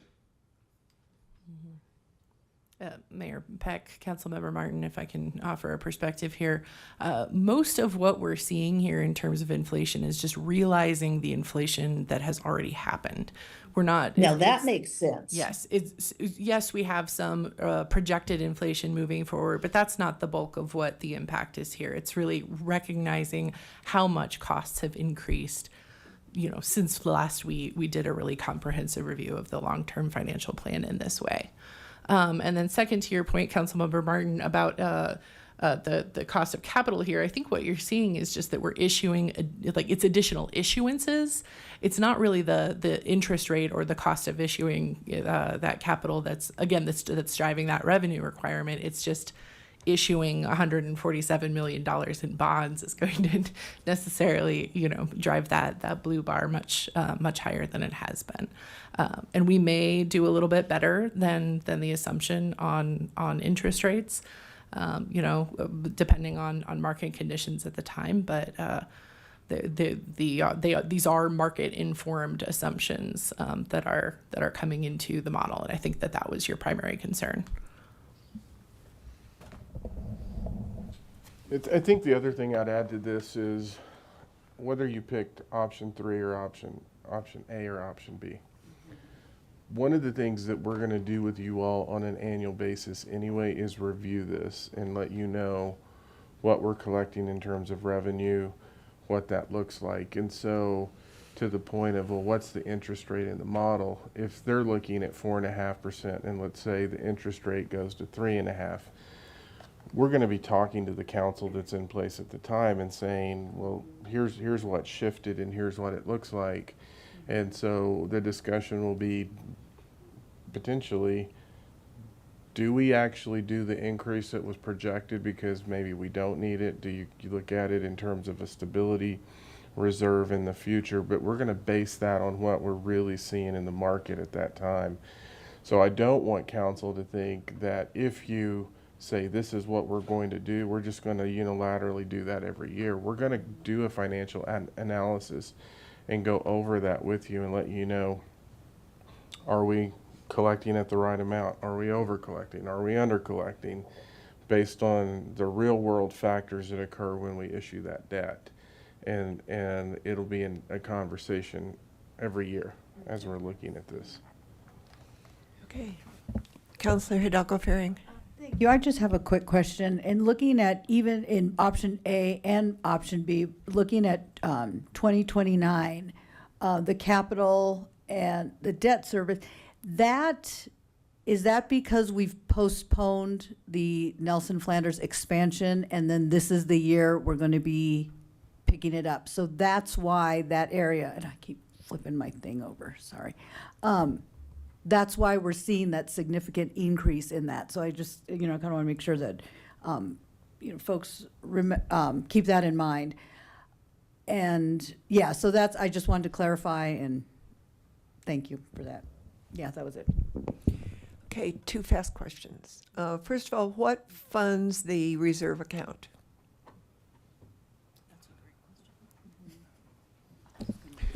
So the operating fund reserves would be either funded from ongoing revenues from monthly water service charges, but it could be other revenues that are coming into that fund. So as I said, we started the year with $45 million in that reserve. We'll earn interest on that this year, so that interest will be a part of those revenues. When we're able to lease water, we generate money from water leases. So there are kind of miscellaneous categories, but those are not stable revenues that. Of course. Yes. So those revenue funds reserve funds, are invested usually? Yes. Okay. My other just comment is that when we do raise rates, and people start conserving, we don't collect the operating dollars that we need. So that is that's another problem with doing it, with raising the rates, is that people cut back. They don't pay as much as you're expecting them to pay. Hopefully they'll just be able to pay what it costs to deliver the water. For the operating and maintenance, it looks like that is a pretty steady, that doesn't change much for maintaining the water. When is the first bond to be paid off? Do you know? So we issued bonds in 2021. Those will be paid off in 2040. Okay. Well, that's not going to help. But you can restructure those bonds, can you not? Or some of them when the interest rate changes? But potentially, yes. That's- Okay.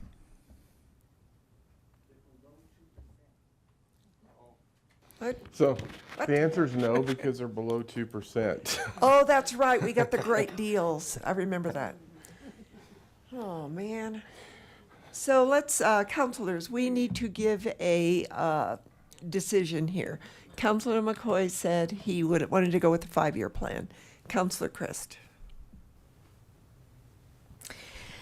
Would there be an option for someone to pay forward their rate increase so they don't have to pay it monthly? We were talking about more cash. And then also, the other thing is the revenue. The city's concerned that revenue is uncertain. I think we should assume that that's also true for operating for the water system. But if we were, I'm looking at my notes, and I noticed that the master plan is supposed to be conducted in 2025. We would have good data by 25 or 26 in regards to the master plan. 2026. Okay. So I guess I would be in favor of the 3-year plan. And if we're going to review it every year, that would give us a chance to factor in the master plan and see, where we are. That's helpful that it's coming up in 2025. Counselor Hidalgo. I concur that we should be looking at the 3-year plan, just because I think we're in a period of change. And as Councilmember Chris said, we need to relook at the master plan, see what our experience is with some of these capital expenditures. So I'd go for the 3. I too would go for the 3. I do like the idea of still revisiting every year, but I think that aligns closer with the upcoming master plan and reanalysis. So that would be a good time to have that conversation. So. Oops, Counselor Rodriguez. Thank you, Mayor Peck. Any opportunity that staff gives for the organization to be more nimble and flexible is one that I'll always prefer. So I would prefer option B.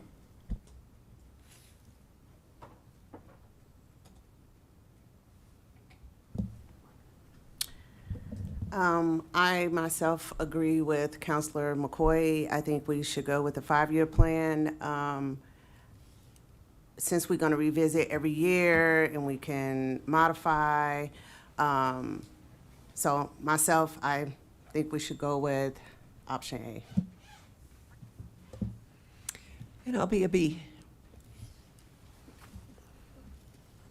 Do you have your direction?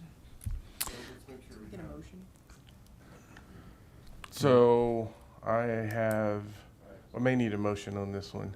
Okay, I think 5 of us were B and 2A. Councilors McCoy and Rodriguez were Yarbrough. Yarborough. So is 5-2 direction to bring back option B, which is a 3-year. Correct. And then we've just outlined who was the 5 and who was the 2. Yes. Okay, perfect. Thank you very much.